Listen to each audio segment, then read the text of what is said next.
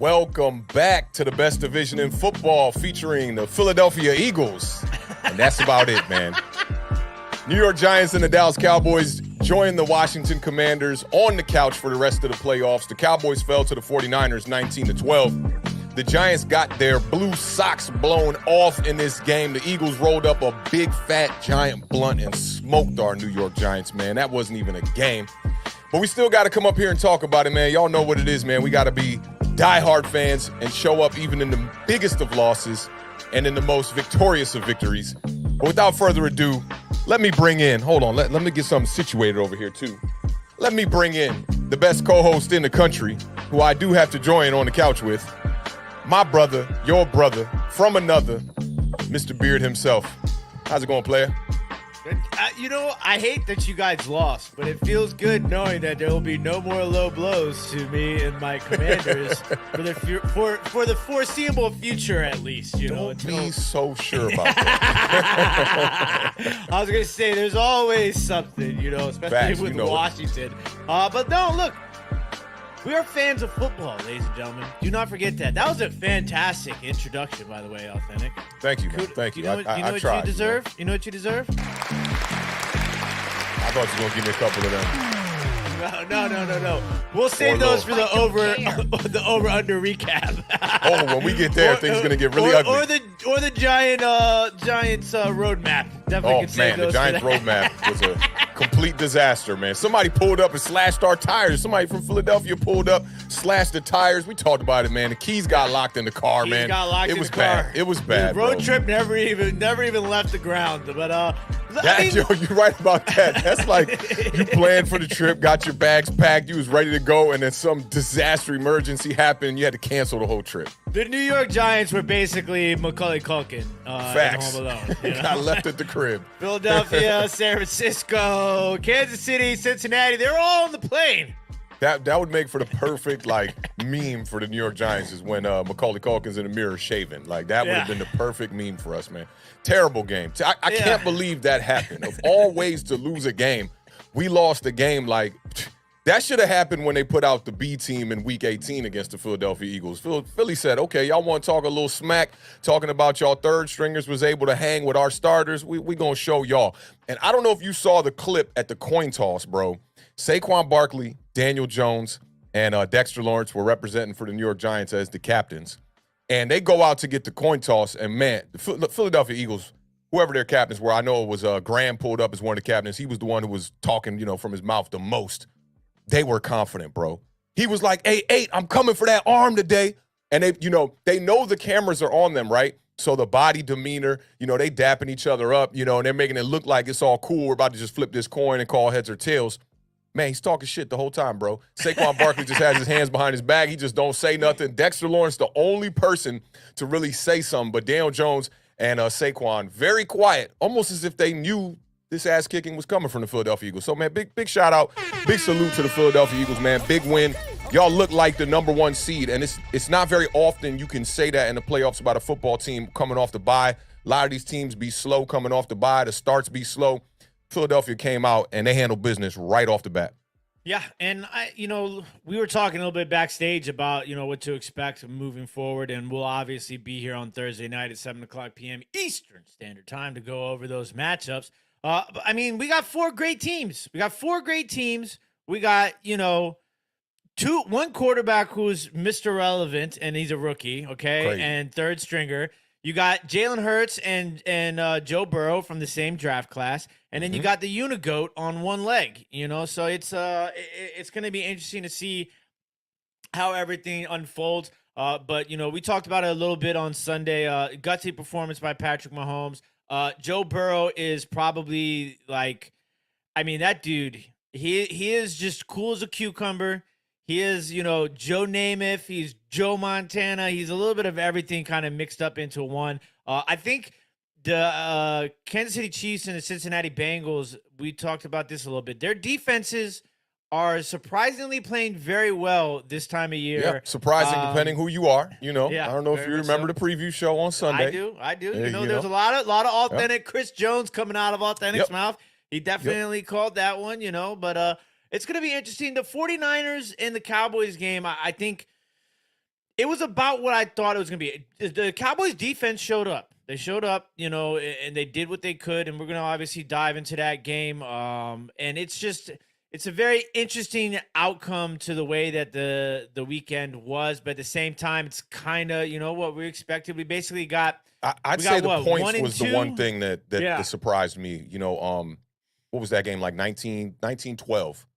And it was really like 9-6 for most of the game. 9-9. Like 9. Yeah, it was very interesting game, especially with Brett Maher, having field goal issues leading up into this game.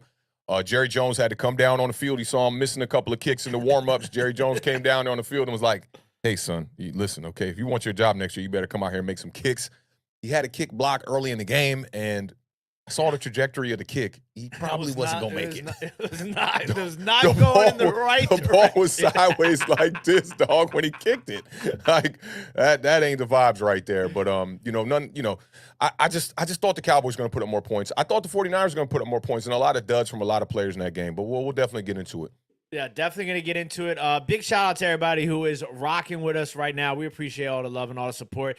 Shout out to everybody on Twitch, Twitter, Facebook, and of course, right here, home of Awthentik and The Beard on the YouTubes. Don't forget to hit that thumbs up while you guys are here.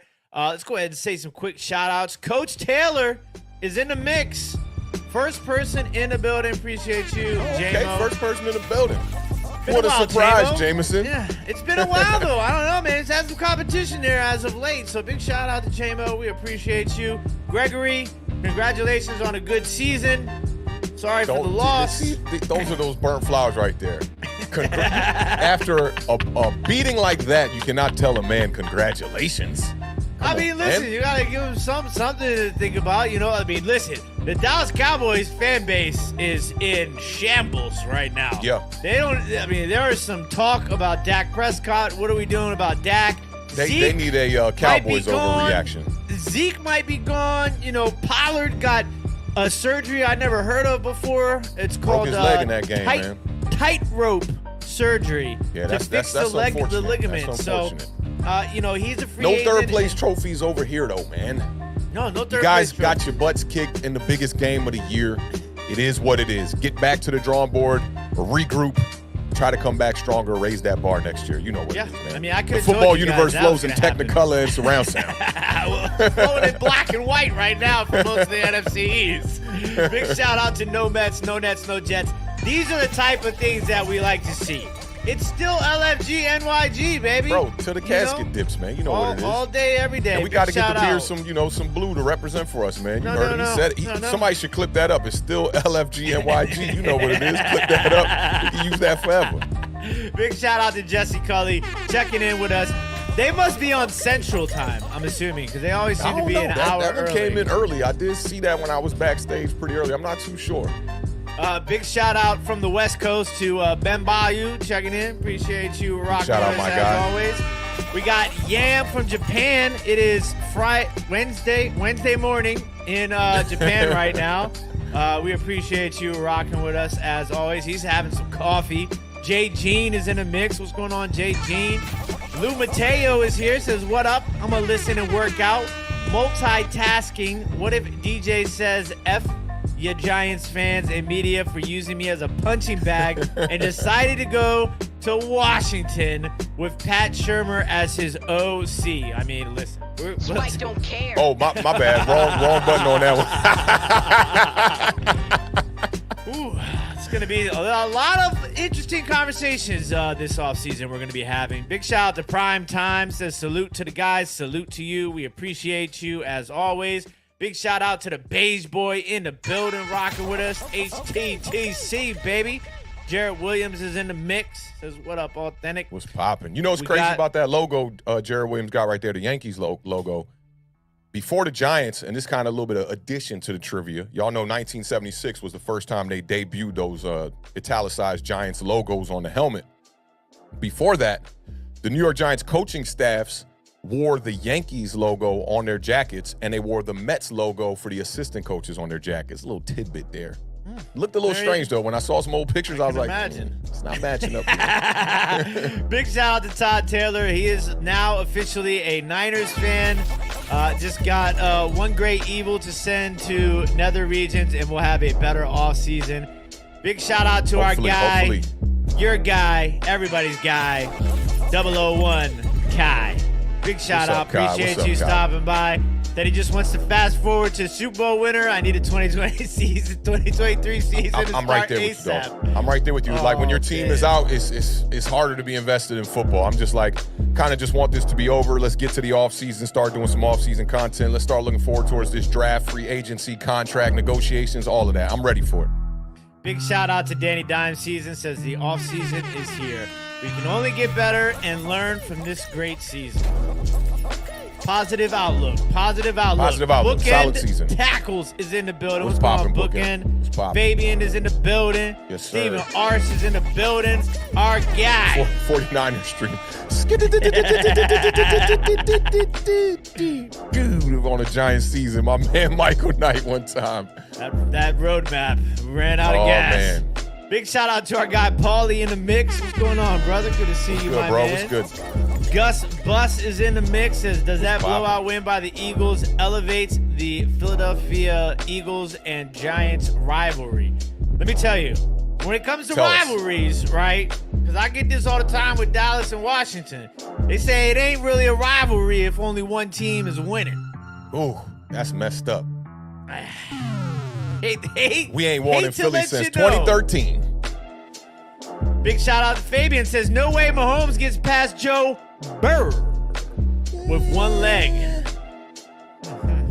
We shall see. Big shout out to our guy Lax044 for the $1.99 super chat. Says, let's go 49ers. Spike don't care. Oh. Don't matter to me at this point, man. Eagles can win. 49ers can win. Chiefs can win it. Bengals could win it. They could play for the rest till we get to the 23 season and end in a tie. I don't care at this point. The New York Giants ain't there. It don't matter to me, Lax. It don't matter to me. Big shout out to Bluegrass Picker. His team is still in the mix. Kansas City Chiefs having a chance to go to the Super Bowl. It's going to be fun. Shout out Bluegrass in the building. Irish Rover. What up? Good to see you. How do Irish people say, like, hello? Is it like, you know, what is y'all greeting? What's y'all main greeting? You know, my Haitian say sac passe. What would you say to a fellow Irish brother? I don't think they say anything. I think they just raise a glass of beer. Big shout out to Mike K. You got it. You nailed it. Yes, Cowboys, trash. Garbaggio, as Awthentik once used to say. Big shout out to Old Man Rob in the building. We appreciate you stopping by. James Funk checking in from Facebook. Yes, sir. Hey, you made it farther than most teams this year. We did. Very true. Very true. Who else we got in the mix? Make sure I don't miss anybody. Heavyweight champion of the world. Woo! Thank you for joining us. That's a good Ric Flair woo right there. I like that. That's a good one. It's a good one. Stephen Arce, T. Higgins, and JSN or Jordan Addison. Okay. I like it. We were talking about T. Higgins a little bit off air before we got on. Yes, we were. I'm a little sketched out by T. Higgins. Big shout out to my wife who is checking in from the gym. Appreciate you, my love. Okay, Josie out there lifting them weights. What's good? She's trying to get me ready for the 40-yard dash. You know. Yep. So, you know, we did the poll last show. You know, good 60% said you're not going to run it. We're thinking about trading in the exercise bike for the joint with the handles. No, for a row machine. Josie said she wants a row machine. Oh yeah, a little. Okay. Get them shoulders right. Gregory, trade rumors. Brandon Cooks to the New York Giants or Dallas for a 2023 third-round pick. I think that's a little high, actually. Jalen Ramsey to Dallas for the 2023 27 overall pick. And who Who is concocting these asinine trades? For the 27th overall and a second rounder for Jalen Ramsey? No way. No way. No, I mean, both of those aren't too crazy to me. A third, I mean, you got to think, Amari Cooper was a 6th rounder, and that was like, what the hell are y'all doing? So a third rounder kind of makes sense. Kadarius Toney got traded for a second rounder and another pick. That lets you know right there. Brandon Cooks got more value than Kadarius Toney. True, but I think you could probably get Brandon Cooks for a 4th or 5th round pick, and Jalen Ramsey also, I think, no more than a 3rd round pick for Jalen Ramsey. I mean, a third, a 4th, same thing, man. You know, same thing. 3rd or 4th. Yeah, same but thing. your 1st round pick and your 2nd round pick next year for Jalen Ramsey, that seems crazy to me. I think you have the value in Jalen Ramsey. I mean, listen, Jalen Ramsey's a guy, right? But he's been pretty suspect as of late, to say the least. Listen, man, players like that, they don't just fall off for, just any old reason. He's still a young guy. I don't know. He's not necessarily a young guy. He's probably been in the league for about 28 years now. old, man. 28 years old. He's not a top 10. Kind of a young guy, right? You gotta be a young guy, yeah. Kind of a young guy. Because if he's old, then that means I'm dirt. But, I mean, to me, he's not a top 10. He's not even a top 10 guy anymore. So, I don't know. You don't think Jalen Ramsey's a top 10 corner? Nah. Well, y'all heard it from that guy. Don't put that on me when y'all clip this up. Shout out to Philly Eagles fan. Says Dallas needs a quarterback. Add him to the list. Giant Overreaction is every Monday at 1 p.m. Eastern Standard Time. Make sure y'all pull up. Big shout out to Lax044 for the $4.99 super chat. Says Ramsey's price will be slightly lower because of his cap hit. I can get with that. I was looking into the Zeke numbers. I think Zeke's gone. Zeke said he in the press conference, though, he said he'll take a pay cut. Maybe he comes back then, but he's definitely not going to come back on his numbers. So I wonder how they do that. I wonder if they renegotiate or if they release him and then re-sign him. Did you see the post I put up with the top 16 running back contracts? Did you take a little gander at the running backs? I'm mad too because I saw it. I got the notification and I was in the middle of doing something and I forgot to go back and look at it. It's you don't. First of all, there's only one running back on that list that's got a bid right now for a Super Bowl. Of the top 16 running backs, none of them have a Super Bowl ring. Not one of them. So for me, it's like paying a running back is probably not a good idea. Saquon Barkley is the 9th highest paid running back right now on a rookie contract, my guy. You know who's on that list? Kenyon Drake. Some bad deals, guys. Can you just tell me the list now? Because I'm curious. Really, do you have it really you're fast? Intrigued. Okay, I am intrigued. Because listen, get a couple more shout outs, and I'm gonna pull it up so everybody can see it. I'm a big running back guy. You guys know that, man. Like I'm RTDB till I die.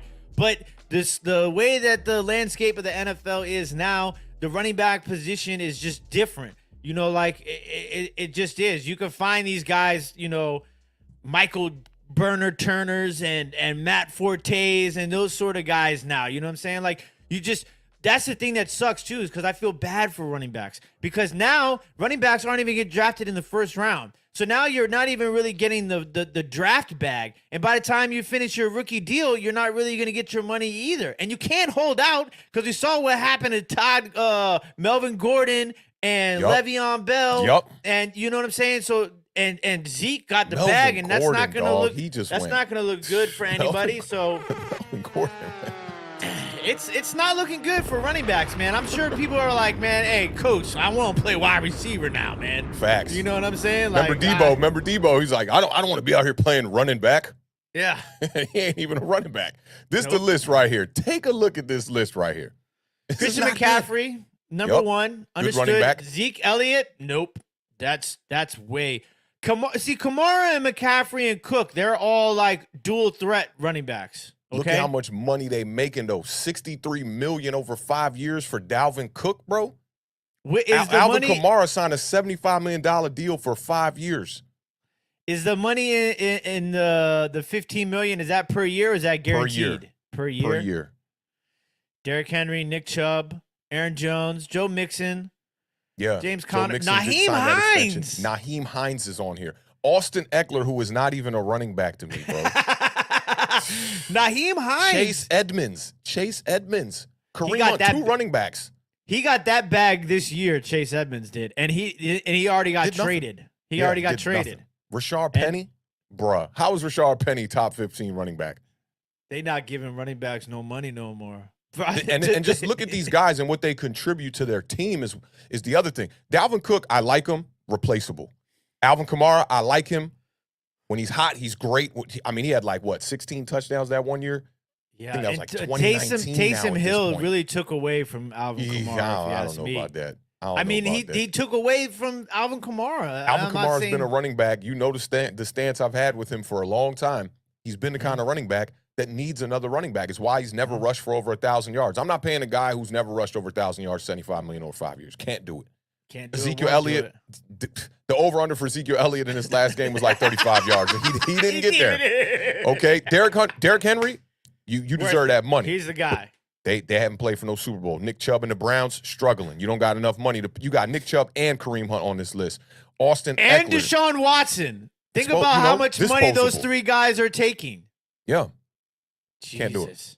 Aaron Jones, he's probably gone now. You know, they got AJ Dillon hey, guy, I mean, you're making too much money. I went and looked at that. Me and Ben was looking at that. Big shout out to Ben Ball, you in the chat one time. We was looking at that, and we were just like, wow. And wow, wait, what's the rumor? Saquon turned down $12 million? That's what they say. Say he turned down 12. But I ain't going with no rumors right now. I'm waiting till the facts come out. I'm not even going to talk about it. That's a great point. A little bit. I think also when Mark Ingram left New Orleans, that they paired him with Latavius Murray the next year, and he had a little bit of success. They were kind of like similar running backs too. Yeah. I mean, Latavius Murray can pound a little bit, but he's a quick guy. He's a guy that can run outside too. More Kamara just not a lot of people are every down running backs anymore, man. That thing is dead. That thing is dead. It's why I don't even like comparing these new age running backs to the OGs like the Emmitt Smiths and the Barry Sanders. It's just different. It's just not the same no more. And for me, I've been asking for it for a long time. To me, the Giants need to pair Saquon Barkley with another running back. I just think it makes sense. Or at least give a guy like Matt Breida more carries. He really didn't even have an opportunity. Yeah, this is interesting, okay? Because if Barkley's going to be on that list, right, and he's going to make that much money if he signs for that much money, and it's not because he makes that much money, but if you're going to spend that much money on him, you have to use him like Nick Chubb and Derrick Henry. The thing about Nick Chubb and Derrick Henry is they're carrying the ball 20, 30 times a game. Now to just be a little bit objective, they tried to do that this year. For the first 12 games, that's what they tried to do. Saquon Barkley was the leader in carries throughout half the season. It was him and Derrick Henry, going for position one, back and forth every week. And he wasn't even getting a lot of carries in the first half. So I do think they tried, but then obviously now we're at home sitting on the couch because the New York Giants and their coaching staff tried to get a little cute and tried to throw the ball a little too much. Yeah, that's but I just don't think that's the best way to use a guy like Saquon Barkley. When you overuse Saquon Barkley in with the rushing attempts, he's not as much of a factor in the passing game to me. And I think this is all you could get out of Saquon Barkley. I think it was just over 50 receptions this year in the regular season and then 1,300 yards. That's maximum potential for me right there. It's not like he's just going to break out of nowhere and go for 1,600 yards or something crazy with this kind of a workload. So for me, it's go out there and draft you another running back, man. Get the duo. Get the Bash brothers in the building. You know what I'm saying? And really turn this into a running team. But I don't know how they're going to pay Saquon Barkley and try to bring back Daniel Jones. We saw the press conference on, what was that, on Monday? It didn't look like they was leaning towards Saquon Barkley. It looked like it was leaning towards Daniel Jones. If you spend a franchise tag on Daniel Jones, they're not going to pay Saquon Barkley over no 12, 13 million. There's no way. I know where this is a bit of a difficult question, obviously. If you had to choose between Daniel Jones and Saquon Barkley, who would you put the franchise tag on? I'd go Saquon Barkley. We talked about that on the Giant Overreaction. For me, the best case scenario would be if you could find a way, long-term deal for Daniel Jones, not super long, like a 3-year deal or something like that, and he could take a bit of a, team-friendly deal, and then you tag Saquon. But honestly, and a lot of people might not like this, I looked at these numbers today in depth with Saquon Barkley today, and We won games when Saquon Barkley ran the ball well. That's just what it is. That's how we won games. Daniel Jones was an addition to that by being able to use his legs as well in the running game and taking care of the ball in an offense that's not prone to make many mistakes, and that they set up the quarterback for that type of style. For me, the ideal situation would be to bring back Saquon Barkley, and if Daniel Jones don't take the deal, let him walk. If you can get him to take the deal, I think that works out well. To me, the worst case scenario would be to let Saquon Barkley go and you give Daniel Jones the 3-year contract or whatever kind of contract you want to give him. Because I do think that Daniel Jones is a bit dependent on Saquon Barkley.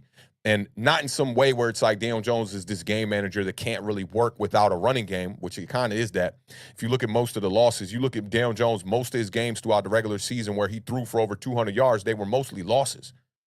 So for me, it just says he needs that type of, if it's not Saquon Barkley, it's got to be a dynamic running back that teams respect, because the whole shift to the short passing game happened when teams started to stack the box against the New York Giants.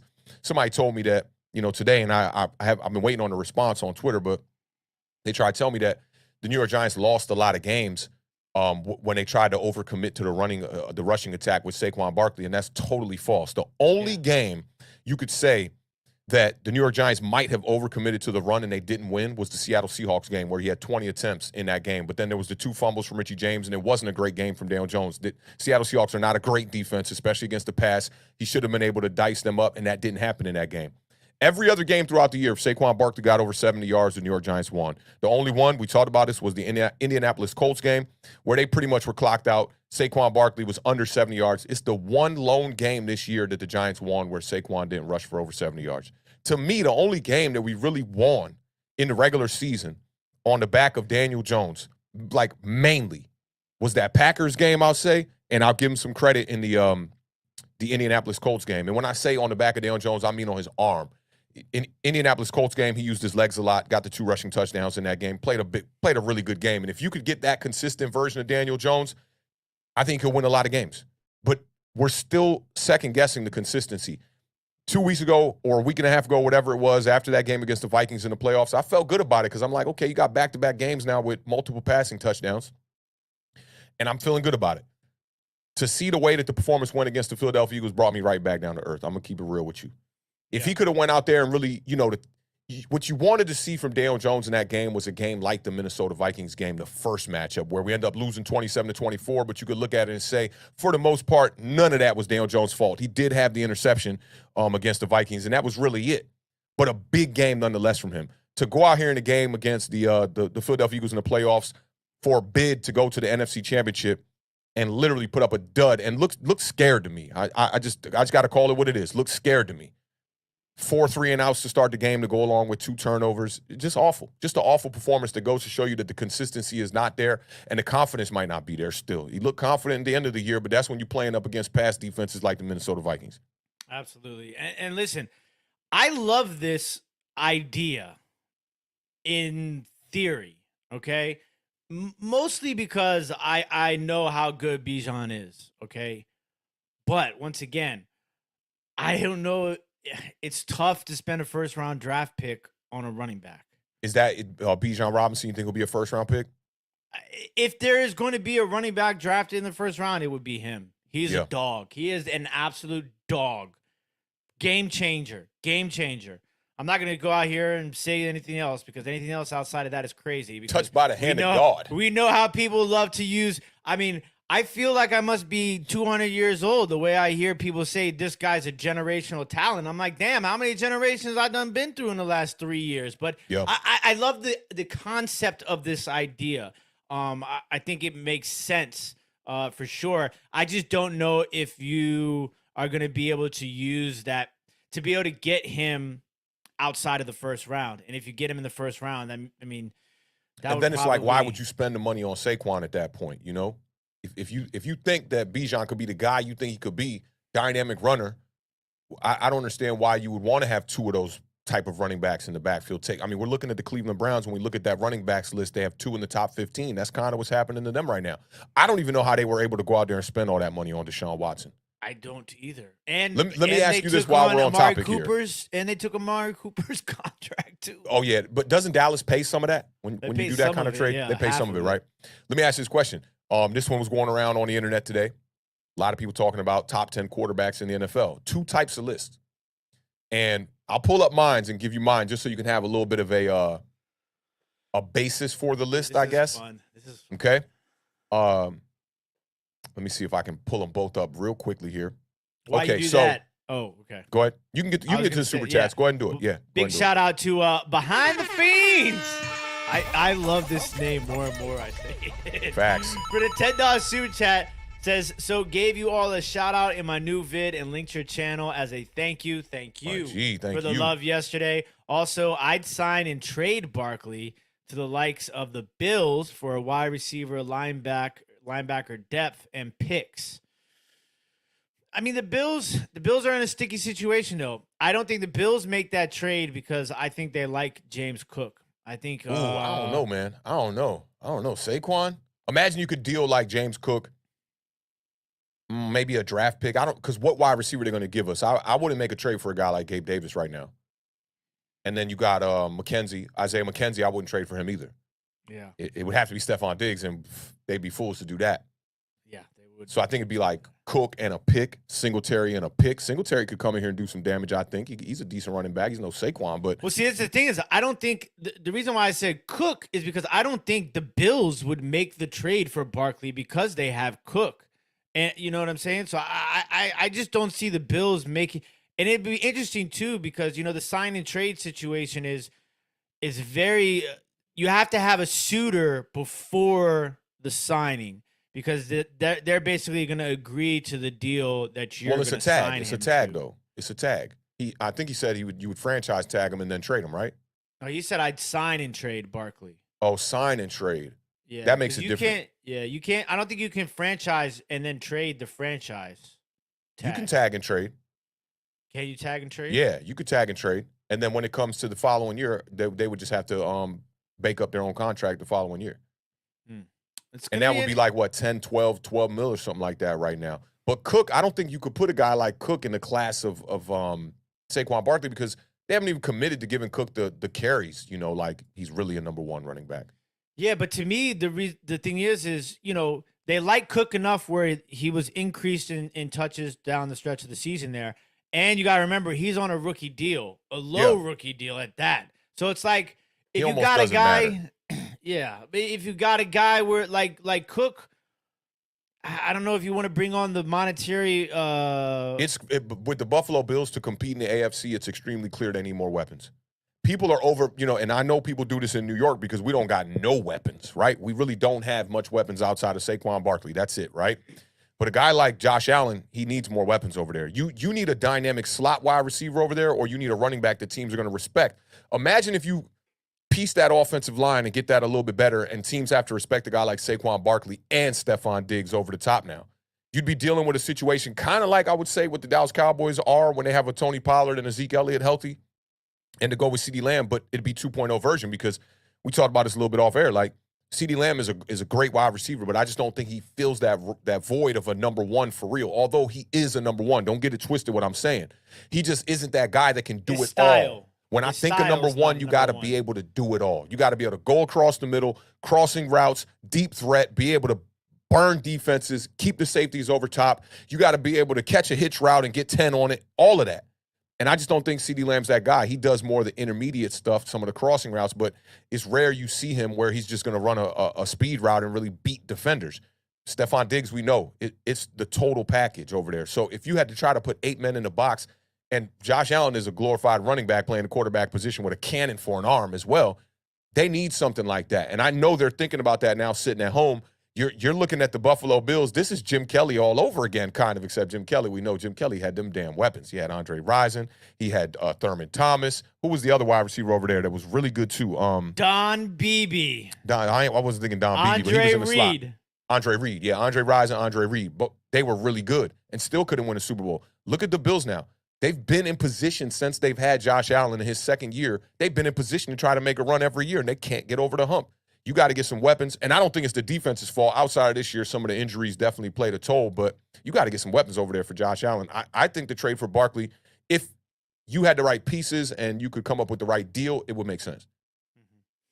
Big shout out to Lax044 for the $4.99 super chat.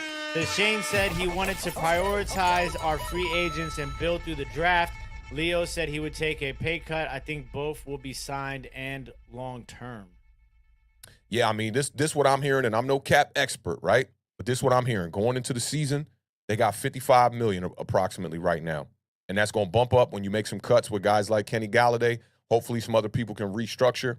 If you sign Saquon and you sign Daniel Jones, you're looking at least 45 per year, right? At least. That's how I look at that. So if you're willing to be able to have this team be the same kind of vibe and come into next year and maybe have a chance at it, I think maybe it does make sense. For me, half these guys got to go.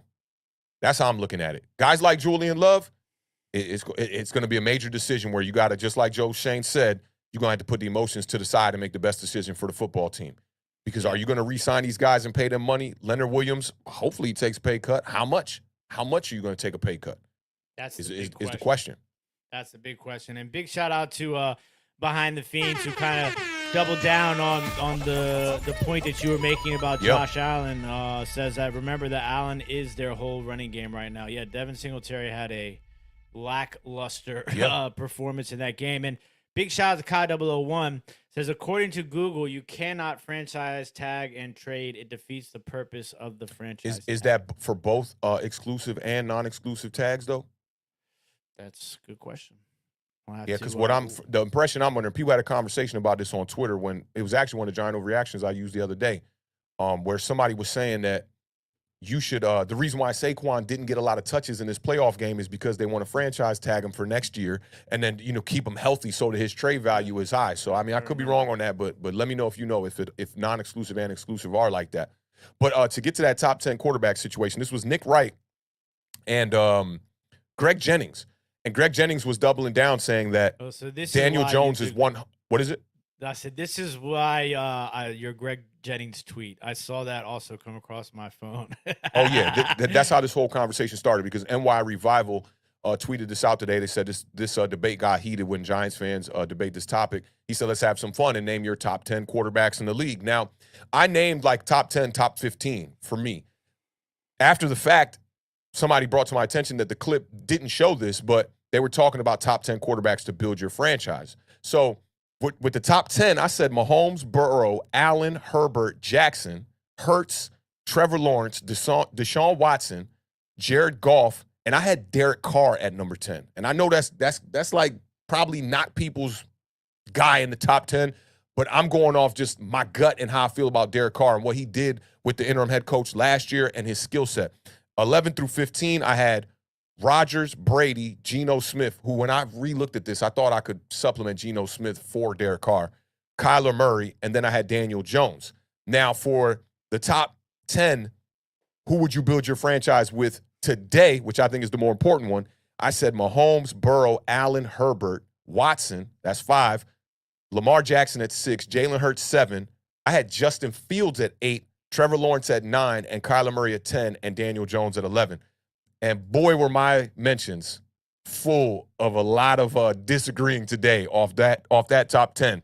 So let me ask you, your top 10, you're building a franchise right now. Who do you have in that top 10? And if you want, I can give you some of the names I had so you can make this quicker than we can. I know we don't got too much to talk about today, 2 games, so we got some time to be able to do this. But you obviously, Herbert, Allen, Burrow is going to be top 3, right? Hurts is probably in there at 4 or somewhere around it. Now you got Justin Herbert, Lamar Jackson, Trevor Lawrence. You can choose from this pool. Kyler Murray in there, Daniel Jones, Justin Fields. That's 11 right there. Because I thought my thinking was people kind of sleeping on Justin Fields. They are. Yeah, he's in year 2 right now. He hasn't developed yet. That's the thing. You know what I'm saying? Yeah. He's still like developing. Okay, so I got 1, 2, 3, 4, 5, 6, 7. So I got room for 3 more quarterbacks. Give me your 7. Give me your 7. We'll go along with as you tally them up. Hold on. I want to finish this because I'm so close. Okay. We got a super chat I can bring up real quick. Let me see. Shout out Behind the Fiends one time, man, in the building. He said, "Ooh, I gotta get one of these." Big shout out to Behind the Fiends. I got you. Finish your list. All right. I got you. Focus on your list. Behind the Fiends says, Dale Jones is like Trent Dilfer. You could get a Super Bowl with him, but I think he's got higher potential than a guy like Dilfer. Dilfer didn't even play that whole season. Tony Banks, I believe, got a couple of starts that year. And there was one other quarterback I feel like got a couple of snaps that year as well. But he ended up with 8 touchdowns that year, man. Trent Dilfer, and they didn't even think about re-signing that man next year.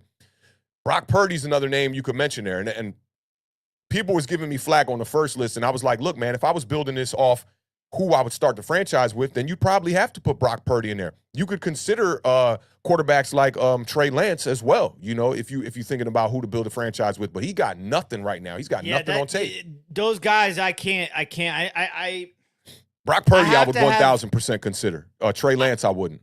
I would have to have more of a smaller sample size. 7 games, bro. 8 games now, right? Not enough for me to put in the top 10 to build my franchise with. Absolutely. There's really no other quarterbacks, though. That's the thing. Because unless you want to build your franchise with a guy who's over 30, which is possible. I got Geno Smith, 32 or something like that. You could build a franchise with that guy, be 36 in the 4th year, and then, figure it out then. All right, you ready for my top 10? Let's get it. All right, this is the Beard's top 10 quarterbacks to start a franchise. Oh, Jordan Love. Shout out to Ben Dawson one time in the building. Yeah, brought up Jordan Love. Smart man. All right, I'm going to should I start from 10 or should I start from 1? Oh, we'll start from It's on 1. you, brother. We'll start from 1. All right, number 1 is Patrick Mahomes. I think that's pretty obvious. Number 2 is Joe Burrow. Number 3 is Justin Herbert. Number 4 is Josh Allen. Number 5 is Jalen Hurts. Number 6 is Trevor Lawrence. Number 7 is Lamar Jackson. Number 8 is Kyler Murray. Number 9 is Tua. And number 10 is Justin Fields. Tua. You got Tua over Daniel Jones. Yeah. Oh, could you? All right, and I hate these hypotheticals because I was getting these in the response to that one, and I was like, look, I can't really think about that because I don't know. Were you going to ask me, can you imagine Daniel Jones with in Miami Hill and Jalen Waddle? Yeah, I mean, it'd be pretty damn good. I would hope. See, for me, it's like with Mike McDaniel. I look at the hypotheticals a little bit different. I don't necessarily look at it as I think it would be awesome to see because I would love to see that would to me would be the test. That's the test right there. If you put him in there, is you'll find out immediately if he's a guy or not. Totally. And I think we did that this year with Tua. The injury's gotten away a little bit. Yeah. Okay, you know what? Did it show you that he was the guy? Did Tua show you he was the guy this year when they put all the weapons around him? And let me say this because I think I should put an asterisk on Tua. Given his full health clearance, because we have to take into consideration of building your franchise around a guy that had 2 concussions in 1 year. Yeah. I mean, yeah. But obviously, it's outside given of that, the health for sure. And listen, a lot of people are gonna give me a lot of flack over Tua, right? Yeah. But those are the my same Derek Carr one in my. Those are the 10. same people that were probably giving me flack when I was telling you guys about Jalen Hurts when he got drafted. I don't think it's the same people, but I feel you. You understand what I'm saying? Yeah. Yeah. But listen, Paulie's talking about Jordan Love. If you go back and you look at the tapes and check the receipts, I said that Jordan Love reminded me of Patrick Mahomes coming out of college. Not to say that he was going to be Patrick Mahomes, but his style of play and his ability to make certain plays and throws reminded me a lot of Patrick Mahomes. So I think Jordan Love can be a guy. Still too early to tell, but that's where I'm at for my top 10 guys. And somebody asked, the Tua part is suspect to me, right? It's just you got the greatest weapons in the league, right? He played in what? 1, 2, 3, 4, 5, 6, 7, 8, 9, 10, 11, 12, 13 games and had 25 touchdowns. He had 6 touchdowns in 1 game. I'm always going to go back to that.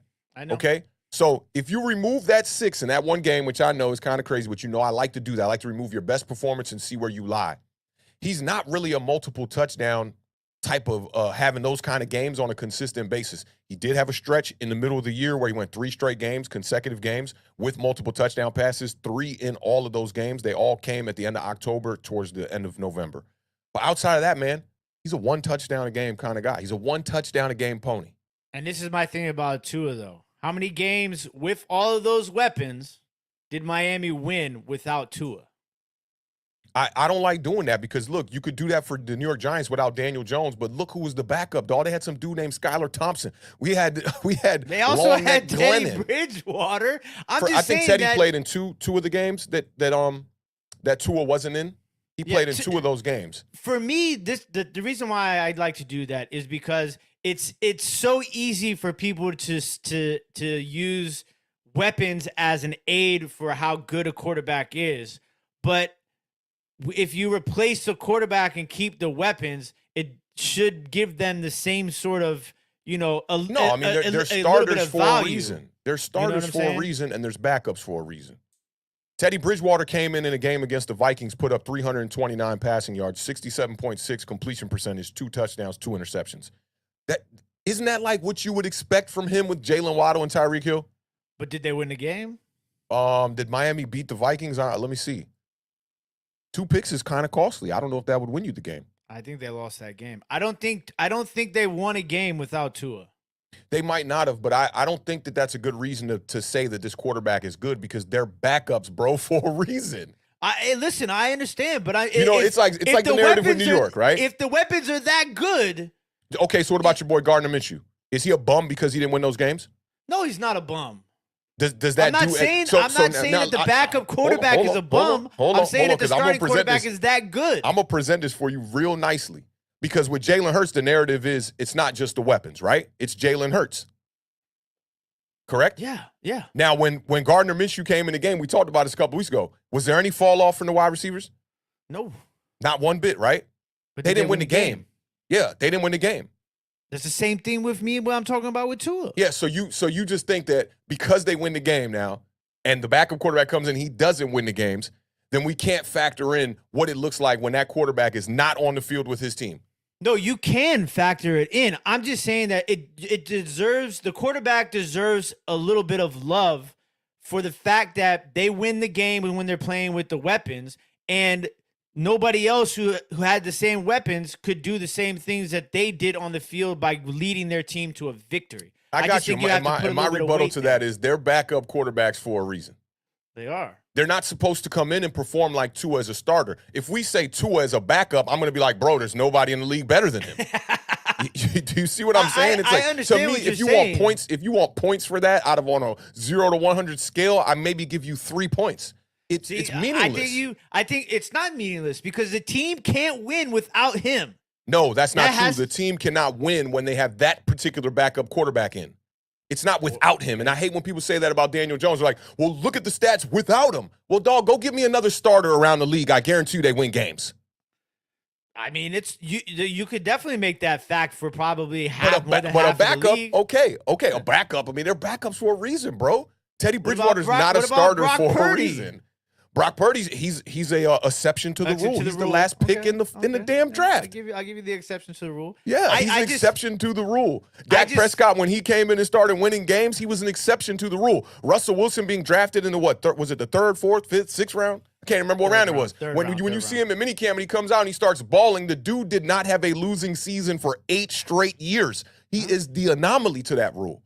Yeah. But you can't. This it's just the way that it's worded.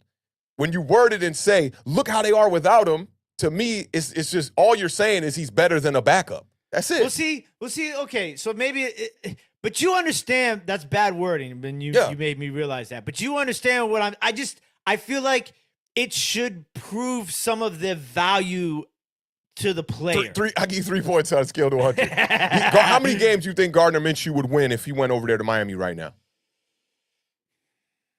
7. If you want, I could give you 2 as his wins. 7, I'd say 7 games. And they won what? 10 games this year? 9 or 10? 9 games. Somebody asked me where I had Trevor Lawrence on my list. I had Trevor Lawrence at 1, 2, 3, 4, 5, 6. 6. Yeah, because Tua was like undefeated for a while, right? Something like that. So Tua won, what, 1, 2, 3, 4, 5, 6, 7, 8 games. So they won 1 game without him. Yeah, and he lost 5 games. It's not, it's okay. It's a 600 winning percentage. Yeah. It's not even that great. He was 8-5 this year. So I mean, I'm a Tua believer. Let's just say. I guess that's the only way. I like how that. All right, forget all the data. I'm a Tua believer. I like that. Teddy Bridgewater won 1 game this year. Yeah, and that was against Buffalo. But that was, damn, he did win that game against Buffalo. That was that unexpected win back in September. Now listen, Ben, you're asking me if there's any no risk on any of these rookie quarterbacks. Kenny Pickett showed me some stuff, but I don't think Kenny Pickett didn't show me enough to crack a top 10 start my franchise with. Yeah, there ain't really close. Too many rookie QBs. It was just him and Malik. And nobody, Desmond Ridder, who I love, I'm a big Desmond Ridder guy, hasn't showed me enough. Like if I can't put Purdy in there, I can't put any of those guys in there. You know what I'm saying? Purdy showed a little something. Purdy showed if you. The thing about Purdy is you put the weapons around him, and he showed you he can win. Tua, on the other hand, you put the weapons around him, he went 8-5. I had Jalen Hurts as number 5. Let me say that again. Let me say that again so you don't ignore it this time. You put the weapons around Tua, you talked all this winning stuff, right? Yeah. He went 8-5 with the weapons around him. You put the weapons around. No running game. No running game. Come on, my guy. Okay. All right. Running game. San Francisco has one of the best running games in the league. Okay. But the wide receiver weapons don't make up for that, right? Tua's got clearly the better wide receiver duo than San Fran does, right? Yes, but not by a lot. If I had to grade the wide receiver core for Miami Dolphins, I'm giving them a 9.8. Are we including the tight end in this? Sure, if you want to include the tight end. If I'm doing it for San Francisco with the tight end included, I'm giving them like an 8. Okay, an 8. That's not that. That's a 1.8 away. That's not that far away. Okay. Just, it's not that far away. Brock Purdy just went what? Does he have a loss yet? I don't think this is why we should have never let this morph into a wins and loss thing, because I know where it's going to go. But what about San Francisco's defense? This one's going to go to next. He ain't got no running game. What about the defense? I already know. We're going to be playing Ring Around the Rosie one time. I already know, dog. It's a lot of variables. You know what I'm saying? I think that's why it's better that I just concluded with, Tua is. I'm a Tua believer. You know what I'm saying? Yeah, that's the best. Purdy hasn't sold me yet. It's too small. But Tua did, which is crazy. He's injury prone. The man had 6 touchdowns in one game. That's why I said asterisk with the injuries. But I am a Tua believer. He threw 4 touchdowns in 1 quarter this year. I think Tua can be a top 5 quarterback in the league next year. Outside of that, he's Daniel Jones. But the big difference is that Daniel Jones was out here throwing to Richie James, Isaiah Hodgins, David Sills, Kenny Galladay. You know what I'm saying? Your boy's over here throwing to Tyreek Hill and Jalen Waddle. Yo, dog. And he took care of business, man. He went 8-5, bro, and the best ability is availability. He don't got that. That's why I said asterisk, okay? But you need to put 5 asterisks next to that. I had to put somebody in there to kind of stir the pot, right? Yeah, a little something, I guess. I like to stir the pot. That's why I put Derek Carr in mines. Yeah, Tua is my car for you. Now, what about Jones as far as top 10, just like not building around? I mean, he's not sniffing the top 10 right now. He's not sniffing it. No. What number would be sniffing it? Would 13 be sniffing the top 10? No. 15 sniffing the top 10? 13 sniffing the top 10, yeah. Okay, what about 15? No. 15 don't sniff the top 10. So 13 is probably your threshold. Yeah, 13 is the threshold of sniffing it. I think, Daniel Jones is probably at high teens at this point. Kai said I'm on that acetate right now. The beard is on that acetate. So you think Daniel's in the high teens, like 18, 19? Yeah, and I think you got to think about Dak Prescott too. I mean, Dak Prescott's probably – this isn't – building franchises, Dak Prescott's probably like around 15 to 19. Yeah. Yeah, I forgot to put Dak Prescott on my list, but I don't think I got him at 15. Yeah, I don't – Dak is a good quarterback, but now this is the thing is Dak's not Dak's in what year is Dak in now? Dak is turning into Kirk Cousins, bro. Kirk Cousins top 15. I ain't put him on my list either, but I think he top 15. You know, I know what I'm doing on Twitter sometimes where it's like I want to antagonize people a little bit just to see if you're gonna try to disrespect me on a tweet. You know what I'm saying? So I want to put a couple in there to make you be like, you know, them reactionary type vibes. Dak Prescott is now entering his 8th year. It'll be his 8th year next year. Yeah, I can't build a franchise around Dak. Oh yeah, and this when I say top 10 now, I'm saying like not building. Now, I'm just talking about like top 5 MCs right now. Not building in top 10. No, I can't. Dak's not there for me, man. I'll put all of these. I would take out Tua and I would take out Fields, but I would put in other guys instead of. So all the other ones you had would be on your current top 10 as well, is what you're saying? Yeah, would be on my current top 10. Give me the list again. Mahomes. Yep. Better than Dak. Go ahead, just fly through it. Just fly through it. Burrow, Herbert, Allen, Hurts, T-Law, Lamar Jackson, Kyler Murray. You got Kyler Murray over Dak Prescott right now. I think I could probably those last 3 I would take out, and I'd probably put Dak above. I'd probably put Dak above 2 or 2. I put Dak above those 3, but I would replace those 3 with 3 other quarterbacks ahead of Dak in my now top 10. Yeah, I like it. Do you put Rodgers in the now top 10? Yeah. Yeah. As long as Aaron Rodgers is playing football, he has to be at least he has to be number 10. We're just gonna put him at 10. I don't. Yeah, and that's probably what I should. I put him at 11 on my list, but I probably should have put him at 10. And what about Geno Smith? Geno over Dak? I don't think Geno Smith is playing. I don't think he's going to retire, to be perfectly honest with you. I think Geno Smith Wait, retires. You don't or do? I do. I think Geno Smith is going to retire. This year? Yeah. What kind of information made you think that? I got some insider information on the streets. Geno Smith is contemplating retirement. But for me with Geno, this is the problem with Geno is Geno had a great year, right? So this is always my issue with these sort of lists, right? Are we putting it in perspective of just this season, or are we putting it in perspective of this season moving forward? For me, I didn't put it with this season. I didn't put it with just this season moving forward. I think when you build a top 10, just like how when you build an MC list, the criteria is up to you. It's whoever you think are the top 10 quarterbacks in your eyes at that moment in time. That's how I feel, you know? So it's like make up your own criteria. Geno Smith really didn't play no football for like what? 1, 2, 3, 4, 5, 6 years he didn't play ball. Yeah. So for me, it's like I don't like to harp too much on the flash of the pan. Like all of these other quarterbacks I've seen enough from to know, like, you know, they're that guy. Geno is borderline because Geno definitely showed me this year, but that's it. That's all I have. Purdy has showed me that he can win 4 games on a great last year. team. That's about it. Yeah, and Purdy's shown me that he can win on a team that's really good for 7 or 6 games. That's nothing. You know what I'm saying? Like, that doesn't mean anything to me. You know, and it's like, I mean, you do that twice, it's going to mean something. Kirk, if he wins a Super Bowl, you know what I'm saying? If he wins a Super Bowl, whew.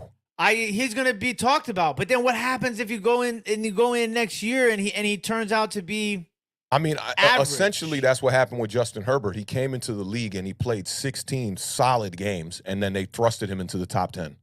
Yeah. That's essentially what happened to him. So for me, if Brock Purdy can do this for like another, not even a half a season, like 4 or 5 more games into 2023. But this is the difference, though. Brock Purdy don't look nothing like as good as Justin Herbert does to me. Very different styles, but Brock Purdy looks like he can do it. That's what's most important. And you know me. I look at football and I don't go, does it look all pretty? Is he looking like Dan Marino? Herbert? I are you making the plays, my dude?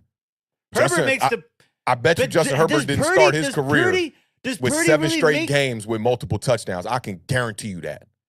And he had weapons that are arguably equal to what Brock Purdy is working with over with Keenan Allen and Mike Williams and Austin Eckler. Keenan Allen and Mike Williams have been like in and out of the lineup. Well, I'm not talking about this year. You missed a no. Last year, you said I'm talking about. I'm talking about Herbert as a rookie. Herbert as a rookie. Both of them were in and out of the lineup the whole time. Keenan Allen and Mike Williams that first year were in and out of the lineup? In and out of the lineup, Nah, bro. Keenan Allen must have missed a couple of games that year. And Mike Williams probably missed like 8 games. Let's take a look, because I feel like you dismissing that too fast. Because he wasn't throwing to nobodies. Oh, no, he wasn't throwing to nobodies. But I'm just saying that. What year was he drafted? 2020, right? Yeah. Come on, dog. He had 100 receptions that year. Who? Keenan Allen had 100 receptions that year. What about Mike Williams? Mike Williams had 2020, 48, 756, 5 touchdowns. Yeah, so Keenan played, Mike Williams didn't really play. So let's go back to Brock Purdy. How many games did he miss with Deebo Samuel just now? He probably missed three. Right? So it's the exact same thing. Great running back in the backfield to be able to get the yards you need. And Austin Eckler's a glorified wide receiver, so he's giving you some receptions as well. CMC does that too. CMC does that too. So now do you see the similarities in their first 7 starts? I see the similarities. I'd be curious to see what their stats are next to each other. But you know what I'm going to say, right? What about Herbert's going to have a bigger games.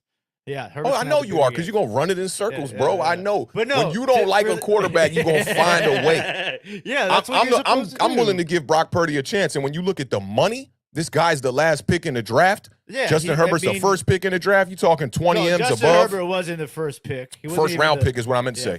First round pick, so he's getting a first round deal, whereas Brock Purdy probably getting like a couple hundred thousand. It don't matter. First round, last round, them rookie deal quarterbacks are gold in the NFL. It makes when you get sense. the second year, when you get the second round pick, like Jalen Hurts, or the 6th round pick, like, can you imagine if Brock Purdy wins the Super Bowl and they go to build around him next year? They're gonna have more money. Yeah, I mean, I could be totally wrong on Brock Purdy not being a guy, but to me, the eye test, Brock Purdy hasn't wowed me as an eye test goes. But as on the field, getting the job done, winning, which is all that really matters, he's acing the test right now. You know what I'm saying? But to me, I have my reservations about Brock Purdy. I'm not one of these people that wants to get caught on a hype train, a la Mac Jones. You know, like, I've been on Josh Allen. I've been talking about Josh Allen. I've been talking about Burrow, Herbert, Hurts, Trevor Lawrence, all of those guys since the draft. Since, I watched these guys in college. I watched Brock Purdy in college too. Now, can Brock Purdy be the next Tom Brady as far as the anomaly to the rule? Absolutely. But can Brock Purdy be Taylor Heineke? Absolutely. You know what I'm saying? Like, it can go either way. No, I think Brock Purdy's got a higher upside than Taylor Heineke, because he already showed you he got the arm strength. But you see what I'm saying? I'm just talking about storyline wise. You know what I'm saying? I'm not storyline wise, yeah, that's something totally different. The player, as far as his skill set, though, he shows you he can do a lot of different things. Like, when I first saw Justin Herbert come into this league, there were times where I would see him like roll out the pocket, make somebody miss, and then make the throw down the field. And those are the kind of things I'm seeing from Brock Purdy. With everything on the line, he also has that it factor that a lot of people look for in the quarterback position. The biggest play in that game, and we'll get to it, the throw to George Kittle up the middle. Yeah.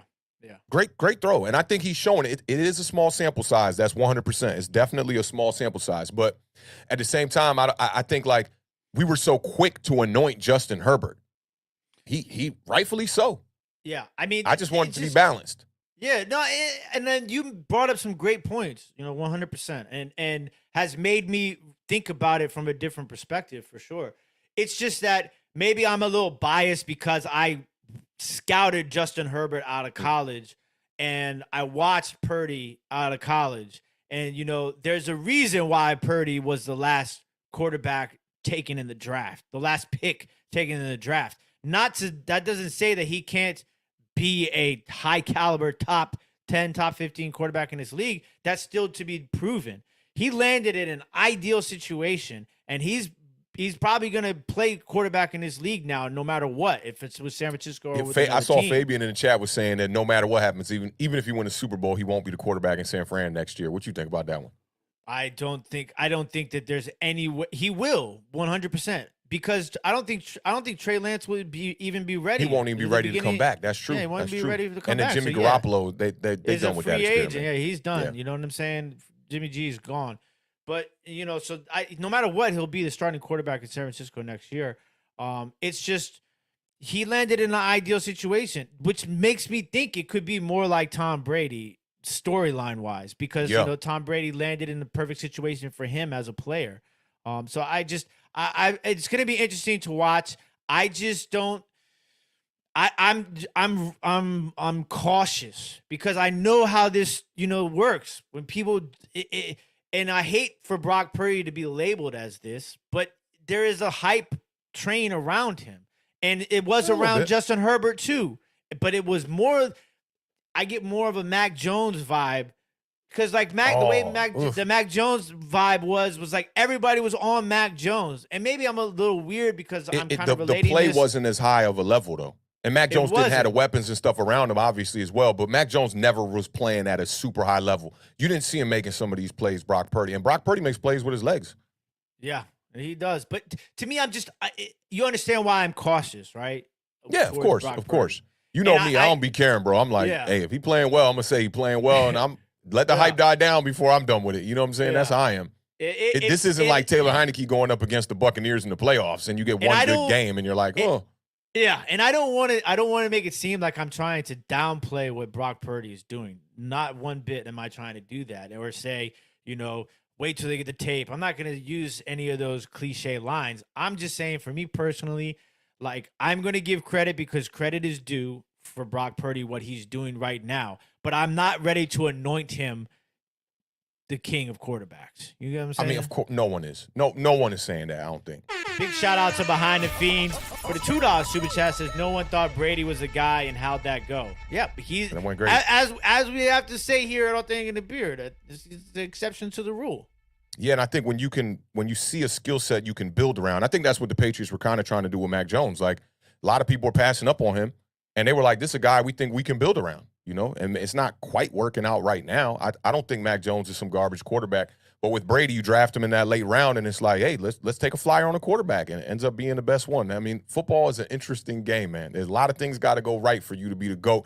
I will always say that I don't think that Tom Brady is the best quarterback to play this game, but he has the best resume as far as quarterbacks that have played this game. I'm going to always put my man Peyton Manning over Tom Brady every time. Interesting way to look at it, for sure. Big shout out to Lax044 for the $4.99 super chat. Says, if Lance is healthy to start the season, do they start him over Purdy? Nope, and he ain't going to be healthy. Yeah. I think that experiment is over. It seemed like Shanahan might have wanted to do some kind of read option style of offense, RPO, where you could throw the ball. And I think that with this personnel that he has right now, that probably doesn't quite fit it. You got to be a power team. You utilize the tight end in the proper way and make the throws when they're there, play action. And Purdy, I think, just does that. I was never sold on that Trey Lance kid. I was never sold on him. And I think he's got a lot of growing up to do. See, I'm a big I think Trey Lance is he's the best raw prospect out of that draft. I thought Trevor Lawrence was the best ready quarterback out of that draft class. But raw, 3 years down the road, I thought Trey Lance could be very special. I just love his athleticism. His arm. I think that he needs to play more football. He needs to be in the mix more because he just hasn't played a lot of football yet. Ben B says, where's Purdy's floor or ceiling? Ceiling, I think Josh Allen would probably be his ceiling. Come on, man. He don't play nothing like that though. I mean, this is the Beard. Did you see Josh Allen running this weekend? You see some of the shoulder trucks he was trying to do? That's a good point. You always do this to me. You make me change my mind. I can't let you just be up here. It is Awthentik and The Beard, man. I can't just let you be up here representing one half of the best television show not on TV with these crazy opinions here. I got to at least make you reconsider. So maybe I shouldn't put it with Brock Purdy is kind of like what Daniel Jones would look like in that offense, I think, right now, to be honest. So we're saying Purdy's ceiling is Daniel Jones? Can't say that because Daniel Jones got a lot more football to play. I would say maybe we shouldn't do it to a quarterback. His ceiling is, I don't know, man. That's a tough question to answer. What would you compare his ceiling to? A running back or something? No, maybe number in the top 10 or, where he would land. Or a career, 6-time Pro Bowler, one, sort of that thing. I don't know. Ceiling, That's tough to say. Derek Carr? I think he could be better than Derek Carr. Ceiling, Floor? absolute ceiling. I would say that's a little bit too much. I was going to say Deshaun Watson, but I think that's a little bit too running wise. It's a little bit too much.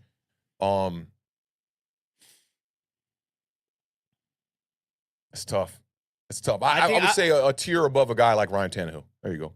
Yeah, I'd say listen. I think that's perfect. I'd say Derek Carr, Ryan Tannehill for me would be pretty ceiling through a small sample size I have right now, and floor would probably be. This is good. Floor would probably be Gardner Minshew. It's not too bad. This is a good assessment right here. It's good. I like this one, and I like this one too. As far as ceiling, perfect. Yeah. It helps that he's in a San Francisco 49ers uniform. Mm-hmm. I like that. All right, we started off with a lot of quarterback talk. I like that. Yeah, I like that was not planned, but hey, shout out to the chat. You guys, like I said, we love it when you guys are in the mix because, this is what we do best, Awthentik and The Beard. We talk football. So, I mean, you guys bring it to us, and we could probably, Stan, Joe Flacco, 2012 playoff run. It's not a bad one either. Russell Wilson, not a bad one either. Russell Wilson is a great comparison. That's a good one. The Cowboys fans showing up right now with these comparisons because Russell Wilson and Steve Young, I think, are the perfect examples of the ceiling. Great job, chat. Shout out to the chat. Big shout out to the chat one time. All right, let's get off into reviewing these games, man. We'll start with the Dallas Cowboys and the San Francisco 49ers, and I'm just dreading having to talk about the New York Giants one more time. Let me get this up here. Okay. All right, you ready for this, man? Let's do it. Let's get to it, man.